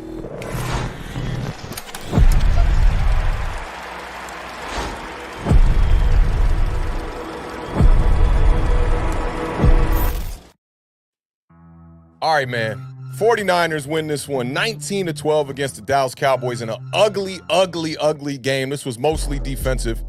The 49ers are headed to the NFC Championship game now to take on the Philadelphia Eagles one time after that divisional round playoff win against the Dallas Cowboys. The Cowboys now have a 7-game losing streak in the divisional round. It's the longest active streak in the NFL right now. 49ers have won 12 straight games, man. Shout out to that guy, Brock Purdy, one time. I know the Beard doesn't feel the same.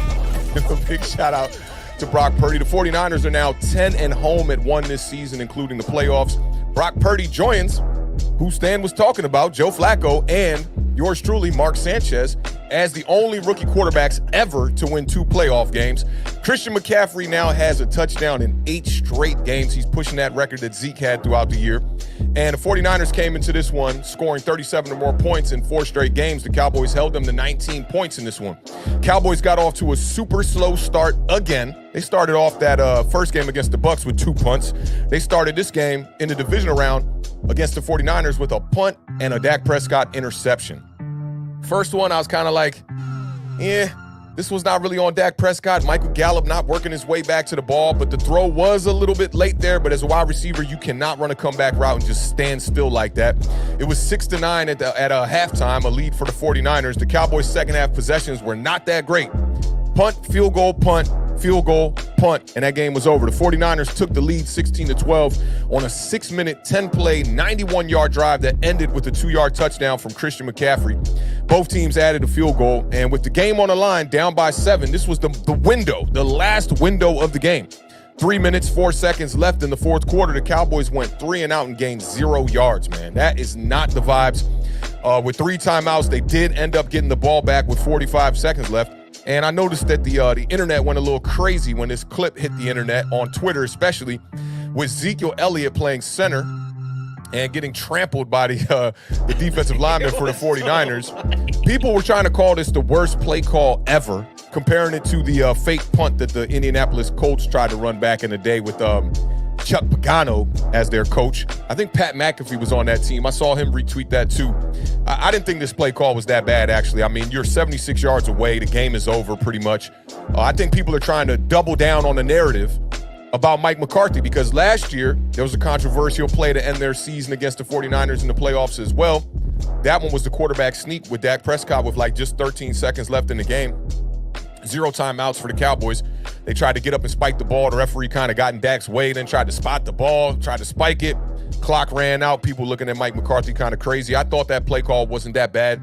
I thought this play call wasn't that bad. You had a lot of linemen out in front of Cavante Turpin, their punt returner, who almost broke a couple punt returns in this game. But nonetheless, the Cowboys lose this one 19-12 to the 49ers. Dak Prescott, not the greatest day for Dak Prescott. But I do think that Dak Prescott, you know, with what is the Peter Parker's uncle saying? With great responsibility comes what? Comes great power. With great power comes great responsibility. Which is facts. You know, Dak Prescott has worked the threshold up a little bit higher. I think the same thing kind of goes for Kirk Cousins. These are guys who have accomplished a few things in their careers as far as getting some wins, but now they're just falling short in the biggest games of their careers. And let me see. I'm looking for these the Dak stats right here. Dak Prescott was 23 of 37 for 206 yards. He had 1 touchdown, 2 interceptions on the day. He was sacked just 1 time. He had a QBR of 51.5, had 22 rushing yards. Not the greatest day for Dak Prescott. The QBR is kind of decent, but the 2 interceptions were extremely costly. Tony Pollard ended up getting knocked out in this game, man, broke his leg. We talked about that a little bit earlier. 6 rushes for 22 yards before he was knocked out. He had the long run of 11 yards. Kind of felt like he was like starting to get things going, and then the massive injury ends up happening. I think that the NFL, a lot of people going to disagree with this, but I think that the NFL should start throwing flags for that type of tackle. The Dallas Cowboys have been on the receiving end of tackles like that have now broken the legs of 2 players. I remember this against the New York Giants. Logan Ryan went to tackle Dak Prescott. It's almost like you're out of position a little bit, reaching for the tackle, and then to try to gain momentum back, you whip your legs around the ball carrier's legs. And we see it all the time. The ankles end up getting trampled, and players are breaking their legs like that more and more often. But Tony Pollard only 22 yards on the day nonetheless. Zeke Elliott, man, 10 carries for 26 yards, 2.6 yards per carry. His longest run of the day was 5 yards. CeeDee Lamb had a day, 10 receptions, 117 yards, averaging 11.7 yards per reception. He had the long 46-yard reception as well on 13 targets. And Dalton Schultz kind of had a decent day, 5 receptions, only 27 yards, but he did have the 1 touchdown on 10 targets. On the opposite end of this one, Brock Purdy, man, another decent game. The streak of consecutive games with multiple touchdowns came to an end. He didn't throw for a touchdown in this game. He had no interceptions. Clean day for him, 214 yards on 19 of 29 passing. He was only sacked 2 times on the day. QBR 53.1. And the leading rusher for the San Francisco 49ers was Elijah Mitchell with 14 carries, 51 yards. CMC had 10 rushes for 35 yards. They really didn't get him going too much. He did have the 1 touchdown run from 2 yards out. And Deebo Samuel, kind of a non-factor in this game. I'd say, contributed a little bit here. But just 4 receptions, just 4 carries. He had 45 yards on the ground. He had 11 yards on the ground and 45 yards in the passing game on 7 targets. George Kittle was the guy as far as offensively for the San Francisco 49ers. 5 receptions, 95 yards on 5 targets. I would have gave him another 5 targets on the day. It seemed like he was catching everything that came his way. He had that great catch with that throw up the middle from Brock Purdy where he kind of juggled it. And Trayvon Diggs was right there, almost could have been an ugly hit. Probably would have been a defenseless receiver type deal there. But George Kittle comes up with the catch on a 31-yard reception there. 3rd down, Dallas was awful. 1-to-3 ratio, 5 of 15 on 3rd down. San Francisco was 7 of 14, but Dallas was 2 for 2 on 4th down. In the red zone, both teams were 1 of 3. This really, this matchup was really hyped up, and offensively, we just didn't really get a really good showing from either team on this one. The San Francisco 49ers did win time of possession, 32 minutes, 53 seconds to 27 minutes and 7 seconds. And I think the biggest thing here is in playoff football, when things aren't going your way, you got to find a way to run the ball. And the Dallas Cowboys ran the ball 22 times. San Francisco 49ers ran 32 times. So on Thursday, on the preview show, I spoke about if Dallas needed or if they had a chance to win this game, how they were going to be able to do it. The number one thing I said was rush over 125 yards. Dallas rushed for 76 rushing yards. I said that Dak cannot throw more than 1 interception. And I let him get that first one. I was like, all right, Dak, that's your mulligan. Don't screw this up. He ended up throwing another interception late. Right back in the woods. Right after back. That mulligan. Right back. And you'd be like, let me get one more. That's how we do on the golf course. I talked about getting pressure on Brock Purdy, and I specifically said you got to get the pressure up the middle. And outside of Micah Parsons, I feel like the Cowboys didn't really have a great pressure rate on Brock Purdy. But Micah Parsons had 8 pressures on the day, 37% pressure rate. The Cowboys did have pressure on 48.5 of the 49ers passing downs, but just 2 sacks on the day. So you got to give some credit to Brock Purdy, man. He's finding ways to get rid of the ball quick, maneuver, get out of dodge, and be able to not get sacked. I talked about holding Christian McCaffrey under 100 scrimmage yards. They did do that. And then I talked about forcing at least 1 turnover. And they really didn't do that defensively, but the Cowboys did force a fumble on special teams on a muff punt. They ended up taking over on the San Francisco 49ers 19-yard line. And this the terrible part about that. You end up coming away with a field goal, 2 incompletions from Dak Prescott and a negative 1-yard run from Ezekiel Elliott, and they had to settle for 3. Kicker had trouble on the day, but he did make 2 field goals. I think the Tony Pollard injury really, the Cowboys really didn't know where to look in the second half and just really couldn't figure things out.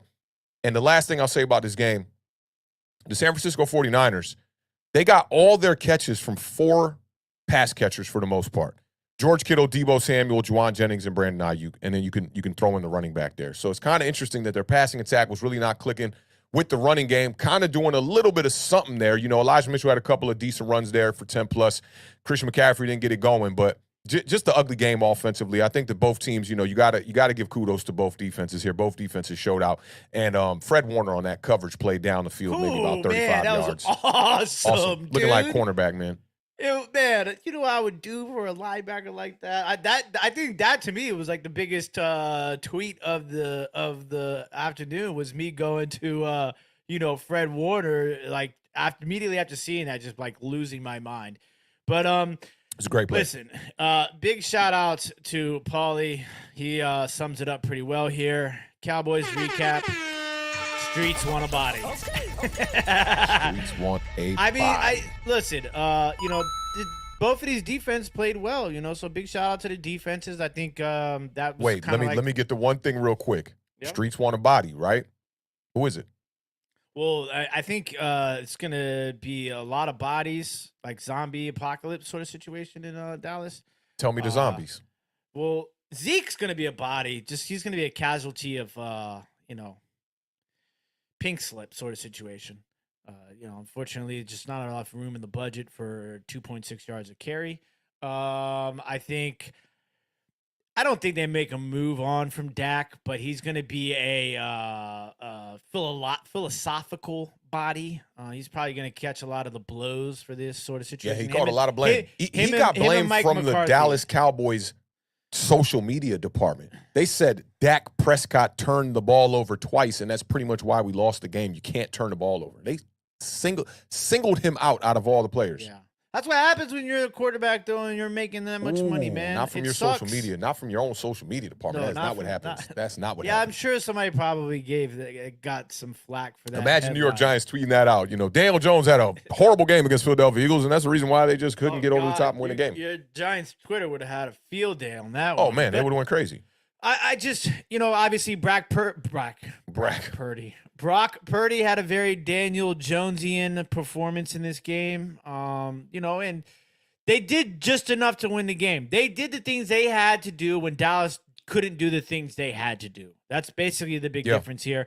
We talked about on Thursday, I talked about how San Francisco led the league in interceptions with 20, and lo and behold, 2 from Dak. We talk about, and I wish Monique was here, but I don't think that I've seen Monique here. Nope. So I will say that, the 2 turnovers weren't necessarily the reason why Dallas lost. San Francisco turned around and scored 6 points on those 2 turnovers. But it's definitely the reason why they didn't win. Okay. I think that those 2 turnovers, they're costly in a game like this, especially in this game. So let me get this right real quick. Yeah. The 2 turnovers is not the reason why they lost, but it's not the reason why. It is the reason why they didn't win. There you go. It's bars. It just might take a little while, but it's bars, okay? And we talked about how Dallas's run defense, they've only allowed 9 rushing touchdowns all year. Of course, they allowed Christian McCaffrey to score a touchdown, albeit from 2 yards out. We talked about winning the turnover battle. Both of these defenses were number 1 and number 2 in turnover percentage. Obviously, San Francisco won that turnover battle. We talked about, the run defense for San Francisco only allowing 77.7 yards per game. Mm-hmm. Literally almost exact number. They gave up 76. We talked about how Dallas's rush defense is, kind of suspect, 22nd in the league. San Francisco ended up running for 113 yards.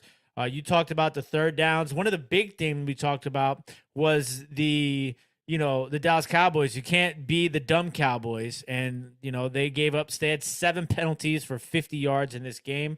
And 3 of those penalties resulted in first downs. So these are the things that you can't do when you're going up against a team that's as good as San Francisco. Dallas Cowboys did all those things. You can't expect to win if you don't do the things that you need to do to win. So you can't blame Dak. You can't blame McCarthy. I mean, this is I think you nailed it when you talked about Tony Pollard. Not having Tony Pollard really messed up that game plan for them. Game script. I did want to give some flowers though to CeeDee Lamb. I thought in a season where CeeDee Lamb had been questioned about his number one wide receiver ability at times during this year, I thought he stepped up and made big play after big play after big play at the wide receiver position.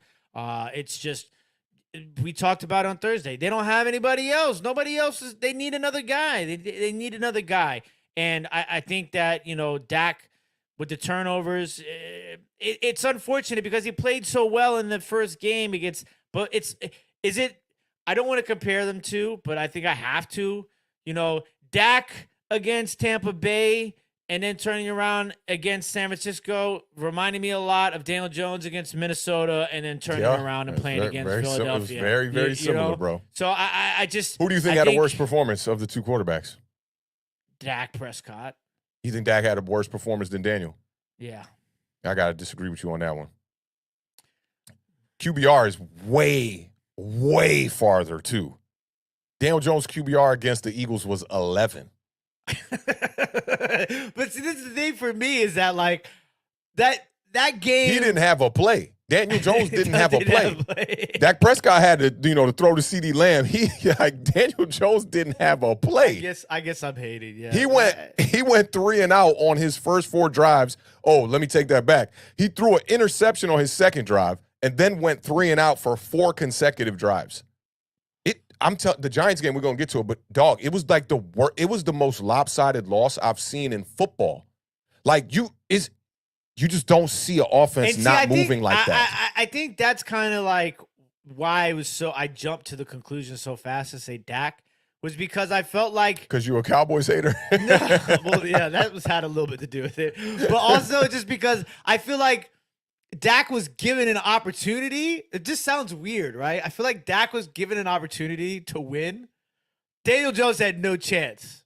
He had no chance. The game plan was completely wrong. He would have had to have had 2 times better of a game than he had against Minnesota. Man, I'm telling you, he was you got to see that clip, bro, when they outmatched. go do the coin toss, because it reminds me of Zach Wilson in the draft when he was around Jamar Chase. Daniel Jones is just there, why are they talking so much shit right now? I don't understand it. Get me out of here. Heads, Ben, get me out of here. I'm going to need Ben to re-comment this twice. comment when we talk about it. I didn't talk about that on the Giant Overreaction, but this is so true, bro. The dude was tripping over his shoelaces, dropping back to pass the ball, dog. Yo, that joke. Yeah, it was all, I mean, listen, I'm reliving it. Yeah, for me, this game was winnable. The Dallas defense did enough to win this game, and the Dallas offense did not step up to the plate. They did step up to the plate, but they struck out swinging on 3 pitches.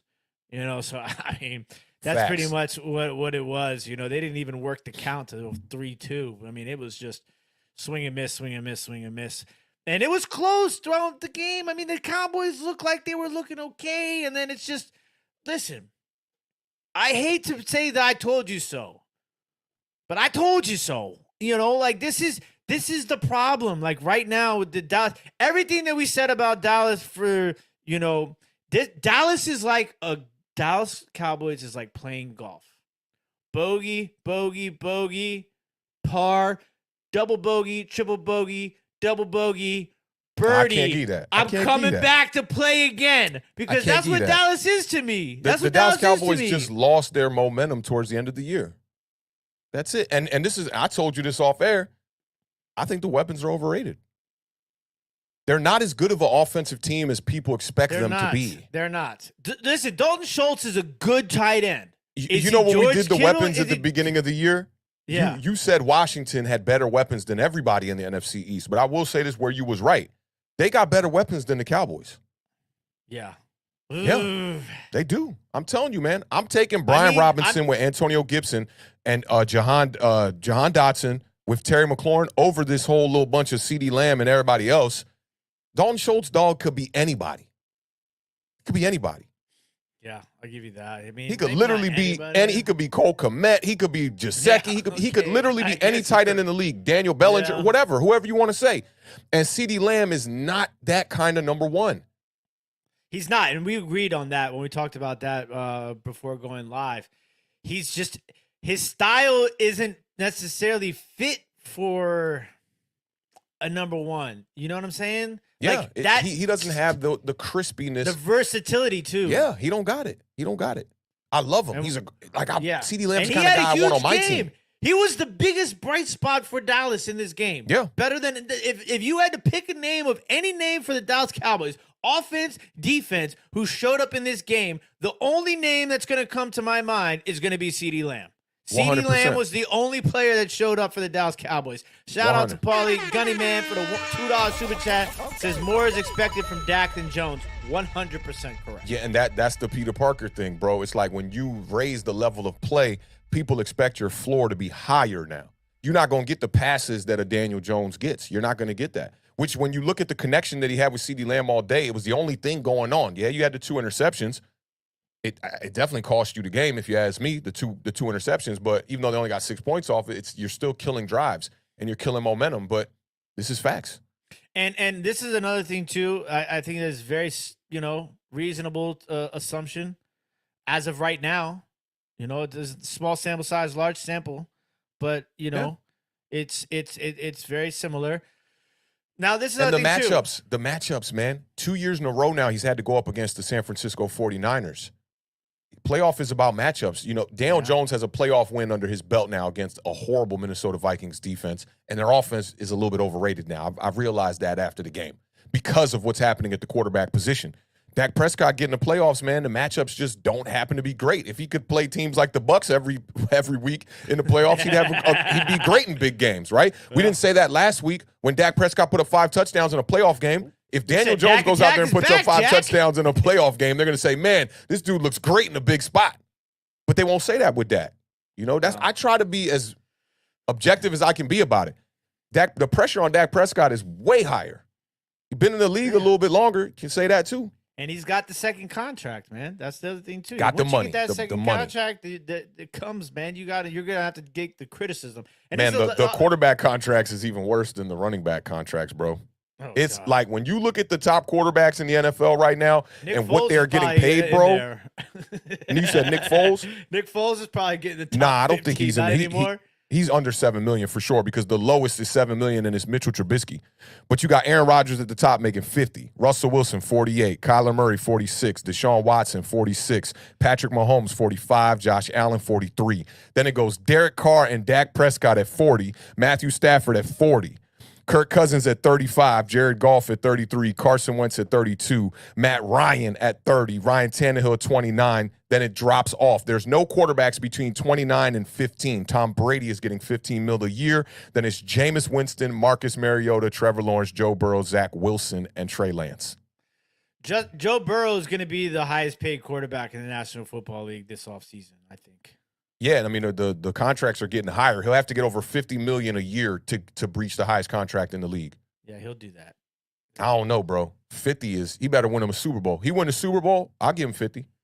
Yeah. So, and the last thing I'm going to say about this game is listen, as a guy who really, if you guys watch this show, I rag on coaches all the time. I don't know if I could. I don't really. I mean, did Mike McCarthy really do anything to for him to catch any blame for this loss? Nothing really stood out to me that made nothing really stood out to me. Nothing really stood out to me. Heat. Like I don't have anything bad to say about Mike McCarthy. And as far as that last play goes, you guys are totally. I'm gonna reference the toilet paper toilet seat GIF that was made world famous by Awthentik himself. as a response to people talking about that last play. Oh, yeah. I mean, the game's over. The game's over at that point. I did think it was the smart decision for you to punt, though, after going 3 and out. A lot of people were like, you just go for it, and I'm like, yeah, maximize your chances there. You got 3 timeouts. Yeah, especially in a tight game like this where your defense has only allowed 1 touchdown all game. Yeah, and they allowed them to convert 1 first down, and then on the second attempt at a first down, they ended up stopping them and forcing them to punt the ball. But, I mean, the Cowboys' offense just didn't show up, and I think you could easily say the same thing and just say, like, the Niners' defense really showed up. Tough game. Yeah. You're going up against the #1 defense in the league, man. And Ben B's asking, what adjustments did they make at halftime? I mean, listen, you want to know what the problem was? Is they tried to throw the ball more. They had no Tony Pollard in the second half. You can't keep committing to the run with Zeke. Yeah, it wasn't going to work. I'm sure they thought that was not even an option. Yeah, you were in a jam because you lost your best overall weapon, in my opinion, in Tony Pollard. You lost him. So you only had only choice you had, and you're going up against the #1 defense in the league. Like, people talk about second half adjustments. Like, there's no glaring thing to do in a game like that. That is just line up, smash heads, try and score points. And they were in it. They were in it for 3 quarters. They were in it. It wasn't like they were down by 20 points and you had to go in and make adjustments. It was a 1-possession game the entire day. It's the kind of thing where you could just look at trying to improve on what you did wrong in the first half, I think. But they had the window. 3 minutes left in the game. You can go down there and score a touchdown. And if I was them, I would have went for 2. I was saying that the whole time. Like, you playing a tight game like this, where the San Francisco 49ers pretty much had the lead throughout the game by about 3 points or 1 score throughout all of the game. If with 3 minutes left, you could have drove down there and scored a touchdown, I'd have went for 2 and tried to end the game in regulation. But, they went 3 and out and didn't gain a yard. So, the rest is history. And I see Kai says, I told you that Zeke under was hitting. He did. And I think both of us picked the over. Let's go ahead and get off into some of these over-unders and see how we did. I don't think we did too well. I might have missed on every one of these for this game. You might be pleasantly surprised. So let's go ahead and start with you want to start with Dallas? Let's go. All right, sure. We can go Dallas. We'll go Dak Prescott first. Over under 22.5 completions. We both took the over, and this is so Vegas. You know what it was, right? 23. Was it 23? Yeah, Good stuff. 23 so for 37. We both hit the over. We both answered that one correctly. Next up, Zeke, 34.5 rushing yards. I took the under. You took the over. Golly, he ran for 26 yards. 26? Oh, yeah, 26 yards. So yeah, 26 yards. That's that. Next up, Dalton Schultz. God damn. I know I took the over on this, didn't I? We both took the over on Golly. this. He came up extremely short with 27 yards. So now we'll move into San Francisco. Everybody's. Oh, I'm sorry about that. They're up here. Everybody's darling here, Mr. Brock Purdy. Oh, you sound like a hater. You sound like a hater, boy. That boy sound like a hater. Everyone's favorite MVP here, Brock Purdy. That boy sounded like a hater. I thought you'd like that one. Over or under 236.5. Obviously, I wasn't hating enough because I took the over. And did I take the over? You took the under. And he came up let's short go. at 214. All right. Up next, Christian McCaffrey. Yeah. Took the over on this, I bet. Nope. You, a smart man, took the under. I took the under. Ooh, you took the under. I took I am the pleasantly over. surprised, man. Yeah, because I think you were forgetting that you were riding with the Cowboys. I was. See, that's smart. Pick with your heart, and go with what you're thinking for the game so that the over-unders match, even though the Cowboys didn't win this game. Yeah, I have only lost 2 games, all playoffs right now. Yeah, you cooked. You went 3-1 this past weekend too. You cooked. I went 1-3. I think I'm 10-2 so far in the playoffs. That's what picking with your heart does. So I took the over. You took the under. McCaffrey came up almost 30 yards short. Up next, Brandon Ayuk. We both took the over on this, and we both failed miserably. He had 26 yards in this matchup. So that rounds out. Everybody talking about trying to bring Brandon Ayuk in as a #1, and I'm not one way or the other on it, but I'm very sketched out about it. What do you expect when you have Brock Purdy as your quarterback? So after this game, I think I'm gonna have fun with this a little bit. You are a hater. Hold on. We're not moving on yet. Maybe I might ride this Brock Purdy hate through the NFC Championship game just for fun. Let me see. Let me see something here real quick. Let me look at these last games. So Brandon Ayuk's only 100-yard game this season came with Mr. Brock Purdy himself. Okay, let's go.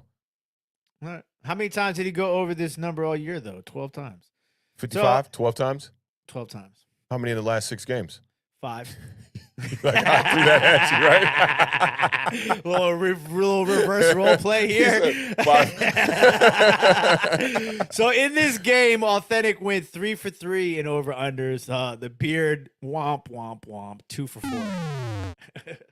1 game back. That's not too, or 1 over-under back. That's not too bad. Yeah. So all right, let's talk about my New York Giants for the last time this year. Oh, well, last time this season. Yeah, can't say we got something in the cooks for, in between Super Bowl. Yeah, and saying this year would go all the way to December. So yeah, you're right on that. All right, let's get to it. Giants are on the board with 11:16 to go here in the third. God damn Philadelphia Eagles, man. Don't say I didn't tell you so. You definitely told me. You definitely told me, man. You definitely told me. All right, we got to do this again. Giants have now lost 10 straight games in Philadelphia. God damn. 10 straight games in Philly. 10 straight games in Philly, man. Have not won a game there since 2013. The Giants have played 7 postseason games since 1990 against the number 1 seed, and this was their first loss against the number 1 seed since 1990. Giants have now lost 3 games to one team in a single season for the first time in franchise history. God damn. Maybe we could say it doesn't count. Saquon Barkley, Daniel Jones, all the starters didn't play that last week against Philadelphia. Can we just remove that, put a little asterisk? No, well, we can't do it. Okay. The Giants have allowed 38 points in each of their last 2 postseason defeats, including a 38-13 wildcard loss to the Green Bay Packers. And now this one to the Philadelphia Eagles. This one's terrible. How many points did Philadelphia Eagles score in this game? What was it, like 30, 35 points? Something along those lines. I think it was 35. I believe it was 35, 37, maybe 37. God, I don't even want to go and look it up. God, man, terrible. All right, Philadelphia is 200. 38. God, I really don't care. Philadelphia's 268 rushing yards are the most ever for a Giants opponent in a postseason game. The Giants trailed at halftime 28-0. The game was over in the second quarter. Largest deficit after 2 quarters in their 51-game postseason history. Golly. The Eagles scored a touchdown on 4 of their first 5 drives. Giants drives, 2 turnovers followed by 4 straight 3-and-outs, man. And to go for it on that 4th and 8 by Brian Dable was definitely a little bit suspect. It was 28-0 at halftime. The Giants got the ball at the half. I was like, man, we got one more shot, man. Come out here, try to score some points.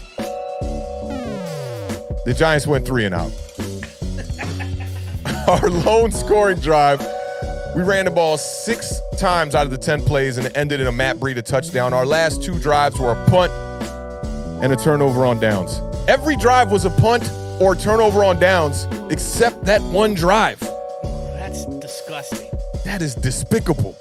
Eagles went 10 plays, 70 yards for a field goal on the following drive. Then they went 3 plays, 36 yards after that turnover on downs. The last one in the 4th quarter, Kenneth Gainwell runs into the end zone for a 35-yard touchdown. Man, there's so much that I talked about this game on the Giant overreaction, man. Dexter Lawrence got dominated by Jason Kelce. Just we kind of expected that. You know, I remember I was talking about the spaces. My guys were talking about, it's a favorable matchup for Dexter Lawrence. I said, favorable? You sure about this? A Hall of Famer we talking about here? It was pretty terrible. No sacks for Lawrence. He had 1 quarterback hit in this game. And we definitely did not do a good job of stopping the run. Y'all heard the numbers, man. 268 damn rushing yards. Awful. That's Miles more Sanders. than the first game. It was more than the first game. And Miles Sanders had 144 yards in that first game. I don't understand it. Boston Scott found his way in the end zone, obviously. That's my man, The Beard would say. Obviously, Boston Scott found his way in the end zone. 3 touchdowns on the ground for the Philadelphia Eagles, man. This was not the best outing. We're going to talk about these keys to victory, and then we're going to talk about the Beard's roadmap real quick, man. I'm ready to get this one over with and get to these over-unders and get to some sleep tonight. Kenneth Gainwell ran for over 100 yards and a touchdown. I just wanted to 12 carries. 9.3 yards per carry for Kenneth Gainwell. Gainwell. You know who that's like Gary Brightwell running for 100 yards and a touchdown. Literally like Gary Brightwell running 400 yards, bro. All right, man. So I said take care of the football. No more than one turnover offensively. God. We don't do pushes here. We don't do pushes here on Awthentik and The Beard. No pushes. Limit the big plays. Oh, God. They had 3 touchdowns on the ground. They had a ton of big plays. Stop the early rushing attack. 268 yards on the ground. I said, don't let Isaiah Hodgins get shut out. Isaiah Hodgins had 2 receptions on the day. How many yards on those 2 receptions, by the way? Oh, God. I don't even know. Let me see. Do I got that box score here? Who cares? It was 3 targets, 2 catches. It was under 20 yards or something like that. It was pretty pathetic from the New York Giants. We talked about win or keep the time of possession close. The Eagles won time of possession by 11 minutes. He had 1 catch, bro, for 3 yards. Oh, my God. It was 1 catch. I've been slicing it for 2 shows. All 5 of the Eagles' sacks were by members of their front 4. 1.5 from Hassan Reddick and Josh Sweat. 1 each from Brandon Graham and Fletcher Cox. God damn. This was just terrible. Let's talk about Daniel Jones' statistics on the day. I'm so over this game, man. I can tell. You sound like me. Sorry. Those stats look a lot better than Daniel Jones. You sound like me talking about the Commanders right now. I'm not Daniel Jones actually had 135 grand yards throwing the ball. He's 15 of 27. Oh, the QBR 11.4. How does that happen? That's almost as many receiving yards I as said protect Daniel Jones. I said protect Daniel Jones. He got sacked 5 times on the day. He was pressured on 68% of his dropbacks in the first half. I'm so upset with my New York Giants. I'm so upset. All right, we got to show this. We have to show this. Let's go to the Beard's roadmap.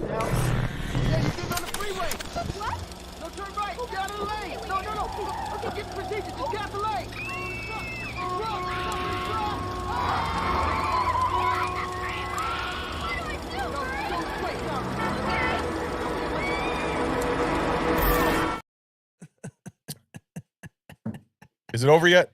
No, all right, let's go to these over-unders one time.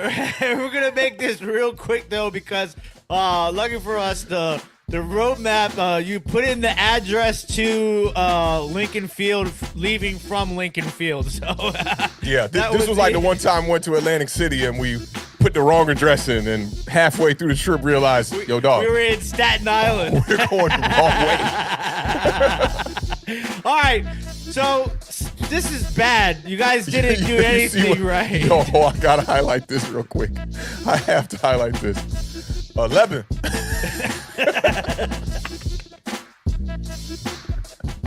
It's 11. It's the B, not an M. All right, RTDB. All I said you had to do. I didn't even say 40. I gave y'all easy numbers. Monique, you're late. You missed the burning of the garden session already. She did that on purpose. Yes, she did. RTDB, I said, look, just give me 30. I didn't even ask for 40. RTDB usually means 40. I gave y'all 30 opportunity. Y'all ran the ball 20 times. 9 carries for Saquon Barkley. Somebody said Mike Kafka was a little bit too focused on these job interviews coming up this week, and that's why he didn't try to abandon that game plan. Of course they did. Listen, these guys are professionals, man. They were ready, okay? Listen, I told you guys. Wait. They ain't about to just breeze over that. Them jokers was not ready. They was not ready. The coaching might have been ready. I don't know. Mike Kafka was like, listen, man, I got these job interviews next week. Let me take the notes from last week's show, okay, against the Minnesota Vikings, and we'll implement them for this week's game against the Philadelphia Eagles. You know what? You sound like a DJ right now. Like, pause it really quick. Don't forget, we got happy hour running all night. Meet me at the bar for $3 shots. Hey, make sure to tip your bartenders. All right. I told y'all to stop the run, okay? Listen, I didn't even tell y'all to get under 100. I said $125 or less. Oh. What'd you guys do? 268 rushing yards. Jesus. Okay, third down. I said New York has to be better than 50%. What did you guys do? 5 of 13. Not even close. Okay. Philadelphia. Hold Philadelphia to less than 50%. They destroyed you guys on third down. 10 of 14 on third down. Failure. Jesus. Red zone. You guys are going up against a red zone maniac. I told you guys 50% or less for Philadelphia. It was like 99%. They were 4 of 5 in the red zone. Time of possession. I said, listen, I gave y'all the roadmap. We showed y'all the way. Commanders showed y'all the way. They showed you the way. What did you do? I said, win the time of possession. I didn't ask you to win it by 20 minutes like we did. I said 8 minutes. 8 minutes. Dougie Fresh, you're on. But you guys were not on. You guys were off. You lost the time of possession battle by 11 minutes and 26 seconds. Not gonna happen. All right. Last but certainly not least, you gotta win the turnover battle. And I said win it, not tie it, not push it. You gotta at least force a turnover. Nope. You guys were -1 turnover differential. You lost the turnover battle. Not one damn stop on the roadmap. You forgot about the 2 turnover on downs as well. They don't count those on the box score, but those, how they gonna call it turnover on downs and it don't show up in the turnovers? I don't understand. I don't understand, dog. I don't understand, dog. I'm gonna need. Man. Yeah. You know what this roadmap was? This roadmap was kind of like the New York Giants. They laid us down on the train track, and the Philadelphia Eagles just pulled up like straight up and down, dog. Straight up and down. That was a horrible, horrible performance by the New York Giants, man. I got to live with this until through the whole offseason, bro. The whole offseason. Yeah, that's listen, at least my season ended by us beating the Dallas Cowboys. Oh, man. Yeah, the over-under on Daniel Jones tripping on his sacking himself was 1, so he went over on the. You know, Philadelphia fans have not slayed us for that, too, because Daniel Jones did fall on his face on that 80-yard run against the Eagles. They literally could have been talking about him tripping over his shoelaces in this last game, dog. And then his contact fell out mid-game. He's on the sidelines like. Oh, the way that listen, that's why the way that whole thing started was just you knew. You knew it was. You knew, bro. You just knew. Yeah. And that listen, is the roadmap unofficially presented by the Philadelphia Eagles, man.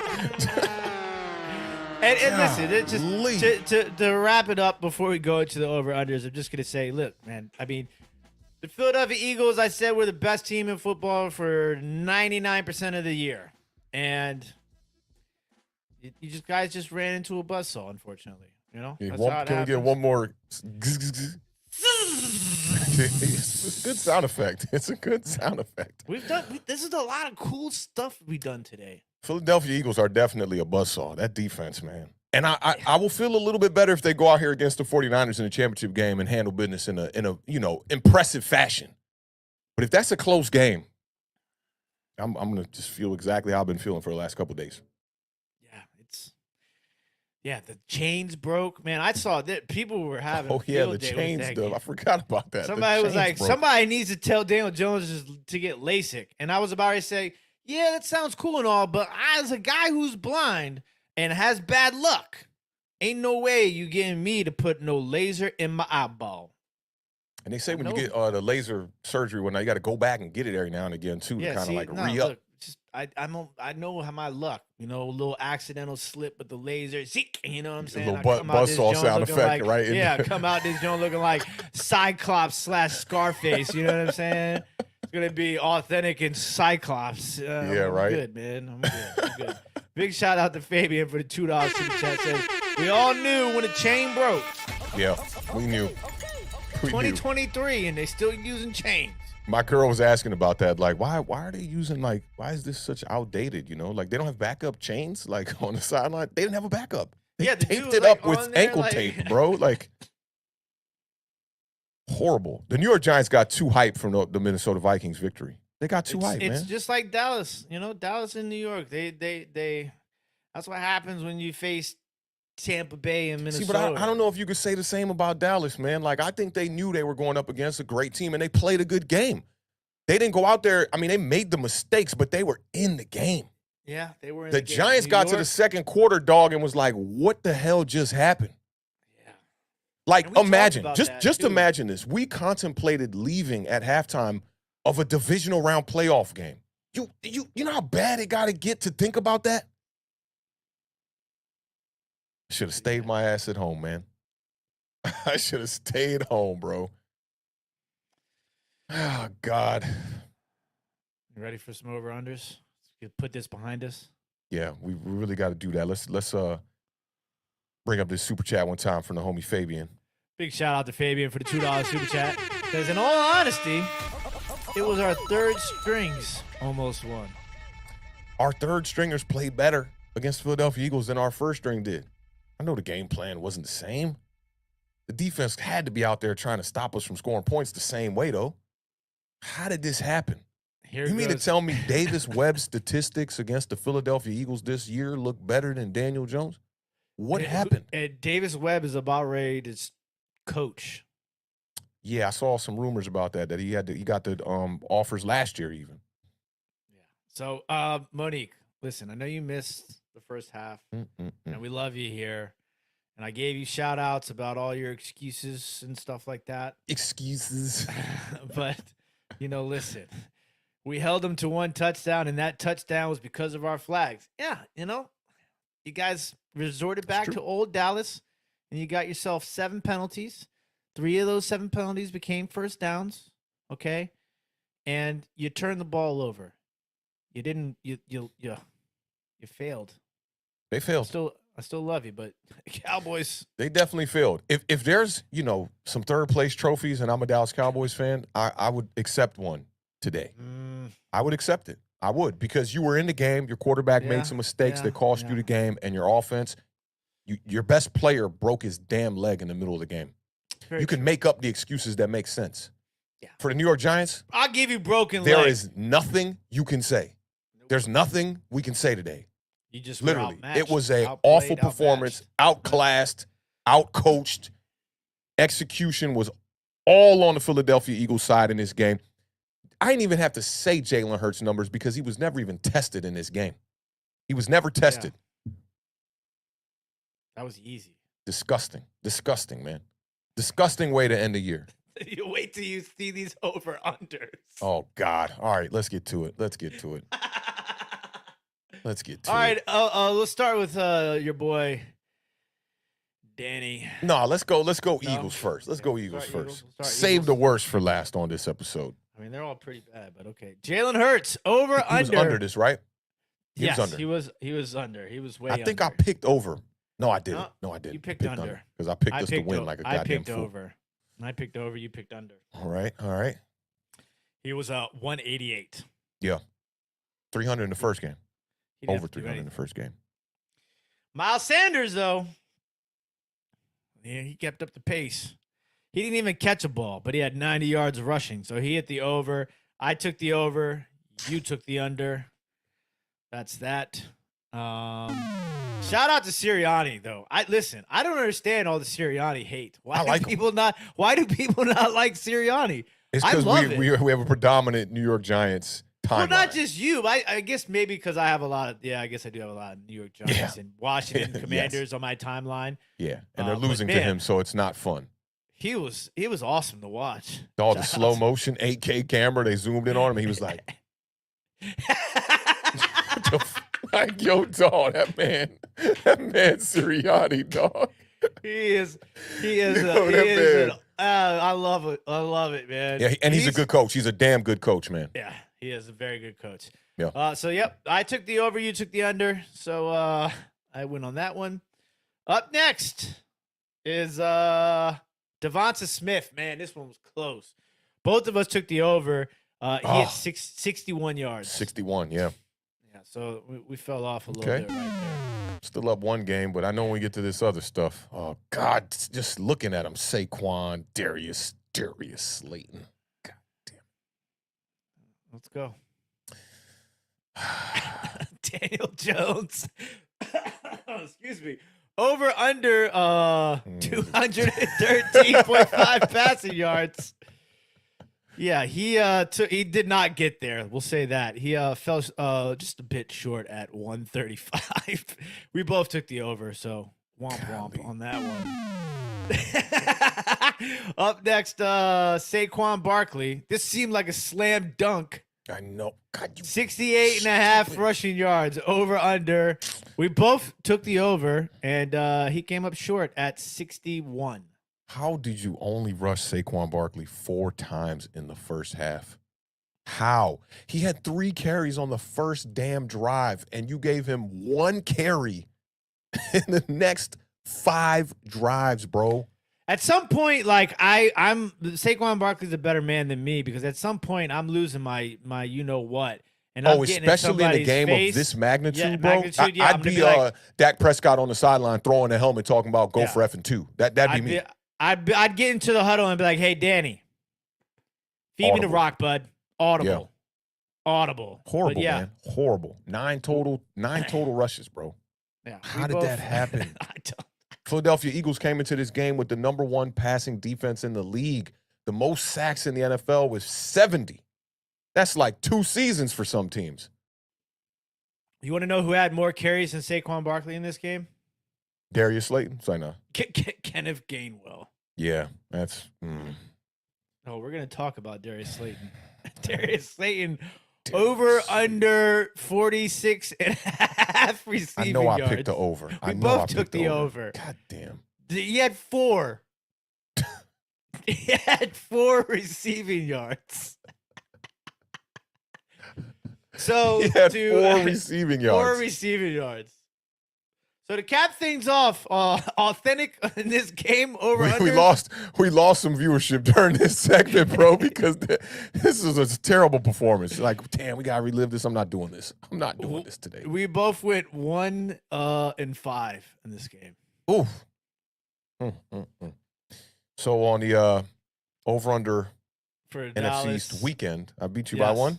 You beat me by 1. You were 4 and 8. I was 3 and 9. Damn, that's not good money right there. That's good money. That is not good money. Nope. Look at Darius Slayton. Though. It's the perfect picture. Like that's how, 4 receiving yards. What the good God? Good googly moogly. Look at him, dog. He looking at you like, Coach, man. What the hell happened? Oh man. All right, man. So Thursday we're gonna have we're gonna be doing the preview show for both games. We'll include the Bengals and the Kansas City Chiefs, even though that's not NFC East. And then Sunday we'll come in and do the over-unders. Yep. Sounds about right, man. It's going to be fun, man. You know, Ben said he looks out of breath. Oh, I wasn't sure if you were talking about me or Darius or Slayton. Darius Slayton, right? That's how I'm going to look. That's how I'm going to look when you tell me what the clock says on my 40-yard dash. Yeah, 6'6", but no. I don't think you're going to run it. Two things going to happen. One of 2 things. You're either going to run it, it's going to be about a 6'6", or you're going to get halfway through it and be like, nah, dog, my hamstring or my groin, and blame it on an injury. We're gonna crank up the training regimen about early March. Okay. I'm looking forward to it, man. I'm looking forward to it. And we're going to be doing this stream, too, giving out some NFC East awards as well, too. So make sure y'all stay tuned for that one. Thursday's preview show is going to be a good one. And then we got a Super Bowl preview, and the season's going to be over. Crazy. But we definitely going to be here with y'all for the offseason. It's going to be a long offseason. It's definitely going to be a long offseason. It's gonna be a fun one, though, I think, you know? Yeah, I think we can cook up some original ideas, man. We already got some stuff in the bag. We just did a freestyle hour to start the show, and it was felt like 20 minutes. And that was solid. I like your top 10 better than I like my top 10. And I'm glad you had Justin Fields in the top 10 building a team now. I'm glad you had that. Because I think a lot of people sleeping on him. Yeah. Very similar to Jalen Hurts. Very similar to how he was. I feel like with him, I saw enough progression. I think he has the skills as far as the throwing the ball. I think he has the arm to make all the throws, and he obviously has the ability to make plays with his legs. I just think, they're gonna need to work on the system there in Chicago. And in today's NFL, I mean, and I don't know how many times I have to say this. If you're not Tom Brady or Aaron Rodgers, you have to have. I'm not asking you to run for 1,000 yards, Justin Fields, every season. I'm just asking you just have to be able to avoid pressure. The defensive is faster than ever before. The game is fast. You got to be able to make plays outside of the pocket. Do you think the game has gotten faster, like from 2017 to now, like by a good chunk? No, I don't think not as much as like 2000 to 2017. Well, definitely not as much, but I think there's been a drastic increase in speed from the edge rushers, linebackers in like the last 5 years, and I think honestly that's why quarterbacks like Carson Wentz are struggling because Carson Wentz, to my eye, right, he don't look that much slower than he did when he was in Philly. Man, I'll tell you, when I saw him run that quarterback keeper option thing on the goal line, I was like, holy smokes, this dude looks like he's 50.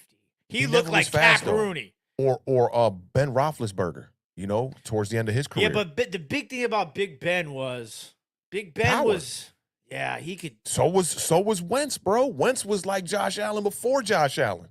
Yeah. That's how he got hurt. Yeah. I think the game got much faster, bro. Like, much faster. Even guys like Jalen Ramsey at the cornerback position. I see why you say there's been a little bit of a fall off because I think these dudes is just getting faster, better. Everything has gotten better the last couple of years. Yeah. Gardner Minshew, he's not going to have success as a starter in this day and age of football. It's faster.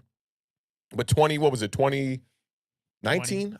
Or 2020 draft? 2019. He was drafted. 2019 was his best year, and he looked all right. Yeah. Ben, I'm not answering any quarterback questions for the Commanders until the team has been sold. Trey Lance to the Commanders? No.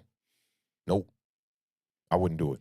Yeah, you can't trade for a quarterback that's not even going to start in the beginning of the season. Depends who it is. Look, we're going to go. I'm sticking to it right now until otherwise further notified of reasonable information. Sam Howell's QB1. We're drafting a guy, I would imagine, and we'll probably sign somebody off the streets to play. Draft a guy first round, you think? No, I don't think we take anybody in the first round. I don't think there's anybody left. This draft is going to be so vicious. Y'all better go draft a quarterback. That Sam Howell plan you got ain't it. That ain't it. Why not? You might as well go get Sam Darnold. Why? Sam Howell ain't it right now, dog. Why? So listen. I'm gonna tell you why he's not it, and then I'll listen. Tell me why he's not it. Ron Rivera's job is on the damn line, and you're gonna put that on a fifth rounder who's got one game under his belt. That might buy him a little bit of time. Ron Rivera? Yeah. It'll be another year botching the quarterback situation if it doesn't go correct. The only way it buys him another year is if Sam Howell comes out and goes crazy. Yeah. Okay. Well, it's just, to me, it's just kind of funny because you're going to, Sam Howell, a 5th round pick with one start. Sounds a lot like Brock Purdy, a 7th round pick with 7 starts. And my response to that would be that Brock Purdy is an anomaly. He is an exception to the normal rule. How many quarterbacks start day one that aren't a first rounder? Not many. Very few. And the ones that have success, I'm going to go ahead and say none. Ain't no day one starters recently, last 10 years. Russell Wilson, that's it. That's it. Ain't no one else, bro. Everyone else who has had success has been a first-round quarterback. Ron Rivera better go get a quarterback, whatever he do. If you don't draft one, you better bring in somebody. You better keep Taylor Heineke on that bench, or you better have a backup plan, is what I'm saying. I think you go get Derek Carr. That's what I would do. Do you think they cut him, or do you think they're going to try and trade him? Because he has a no trade clause. I don't know. It might play out a little bit like Baker Mayfield because he's one of the higher paid quarterbacks in the league. So it's like, I don't think anybody's going to want to take on that contract.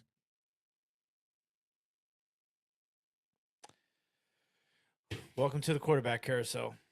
49ers fan in the building. Big shout out. Says, is Daniel Jones going to be back next season? I would, if I had to put money on it, I would say yeah. Ben Bayou, what is wrong with you? I don't know what that means. He's not even there yet. I wouldn't even give him that much credit. Yeah, not even close to the same quarterback either. I wouldn't give him that kind of credit. Kirk Cousins can't run for doo-doo. Yeah, Kirk Cousins, he got short strides. He look like he's walking fast. You know when you get the speed walking and you be like, oh, I got to get to that train. But you're on a little silly running. Like, Kirk Cousins runs like he can't dance. That's how he runs. 4th round pick. Oh, that whole sort of thing. 4th round pick, yeah. Man, we're gonna give you. I'm gonna do some digging into some interesting draft stuff. You know, like. I hope so, man, because that Sam Howell as QB1, that ain't it. And then drafting another quarterback and not in the 1st round, it's not it. But who are we going to draft in the 1st round at 16? You got to trade up. Nah, man. I'm not. You know, Anthony Richardson he might be there at 16. He might be there at 16. Yeah. All the mock drafts I'm seeing so far, he's not in the top 10. To me, like it's C.J. Stroud or I'm not. I think Bryce Young will be a good quarterback, but to me, C.J. Stroud is far and away the best pro quarterback. I think so too, in my opinion. But so to me, but it's then, like it'd be crazy as if he come out and kind of look like Dwayne Haskins a little bit because speed wise, his processing to me is not extremely fast. Yeah, with his legs, he's not extremely fast either. But I know why you say that because he's got the prototype as far as like the body of a quarterback for the NFL. He looks like he can do all the things you need a starter to do, which I thought Dwayne Haskins had too. He reminds me a little bit of Jalen Hurts in some of his attributes. A little bit, yeah. Just I'm not sold on the Kentucky kid yet. I just nice throws. Got some nice throws. I will give him that. He got some real nice throws. AR being a 1st round talent, it wouldn't surprise me if he dropped to like the 3rd round too. And if he's there for a team like that, like Washington, in the 2nd or 3rd, I would definitely go get him. I think Anthony Richardson is so I look at Richardson like how I looked at Malik Willis and how I looked at Trey Lance. Superb talent. I think best raw prospects, but nowhere near ready to play in the NFL on a week-to-week basis. And Malik Willis, I think he's getting a little bit of a bad rap right now because the first couple of games, really didn't look that good. I think he had two or 3 starts, I think is what he got. And he has no passing touchdowns, 2 rushing touchdowns, and 2 interceptions, right? But when you look at the Tennessee Titans, man, as far as weapons go, they're awful. Malik Willis deserves no backlash. It's just that's a pure rookie. Like it's tough for some of these guys who are like that, who it takes a little bit of time because everybody wants everybody to be Joe Burrow, Justin Herbert now. You know what I'm saying? And A.J. Brown got traded on draft night, I believe it was. He did. That would have definitely helped over there. It looked like an ideal situation at first. Good coach, nice offense, good running back, decent line. Ben, Henson Hooker, I love Hooker. Problem is, and he's coming off of a major injury. So he won't, that's going to he'll probably be a 3rd day pick. You know what I'm saying? But he's an older guy coming off of a major injury. That's unfortunate for him, but I'll give you the beard will give you the sleepers. Don't worry about that. I give you guys every year I give you a couple of guys. I'm gonna give you guys a whole slew of guys this year. Dang, guys, what's today? 24. He just turned 25. Yeah. So he's not old, but I mean he's 25. He's not 20. To be going into your rookie year at 25, it's tough. Who was that last quarterback? I remember that was an OG, went to the Browns. From Oklahoma State. Brandon Weeden. Yeah. That's a wrap, folks. That is a wrap, man. Shout out to the gang, man. We appreciate all y'all sticking around for all this quarterback talk and whatnot. Don't forget to check us out on Thursday. We'll be doing a preview show for the two championship games, man. It's going to be an interesting finish here, man. I kind of want to get an early. I know who you picking. I know exactly who you picking. Yeah. I'm going to put it on record, too, and watch. You're going to do this on Thursday. You're picking the Bengals, and you're picking the Eagles. That's what I said last week. Who were you saying at the beginning of the year? Do you remember? I don't remember who I picked in the beginning of the year. I think I picked Eagles. I think I had Eagles, and then I had Buffalo. It was either Buffalo or Cincinnati was one of my picks. Yeah, I can't remember who I said for NFC. I know I went Chiefs AFC. I can't remember who I said NFC though. Yes. But, man, make sure y'all pull up, man. Definitely a vibe, man. We definitely appreciate all of y'all rocking with us tonight, man. Y'all know what it is. Y'all know how we end every one of these shows, man. Keep raising that bar. Keep living those dreams because the universe flows in Technicolor and surround sound. Rest in peace to the podcast GOAT, Combat Jack himself. And that's another episode, man. It's a wrap, man. When the doc say it's a wrap, it's a wrap. Y'all be good, man. Enjoy y'all next couple of days. We got all the way until Sunday until we get some football. Appreciate y'all pulling up. Appreciate all the biceps in the chat, man. Y'all be good. Enjoy the rest of y'all week. We will catch y'all on Thursday. Peace.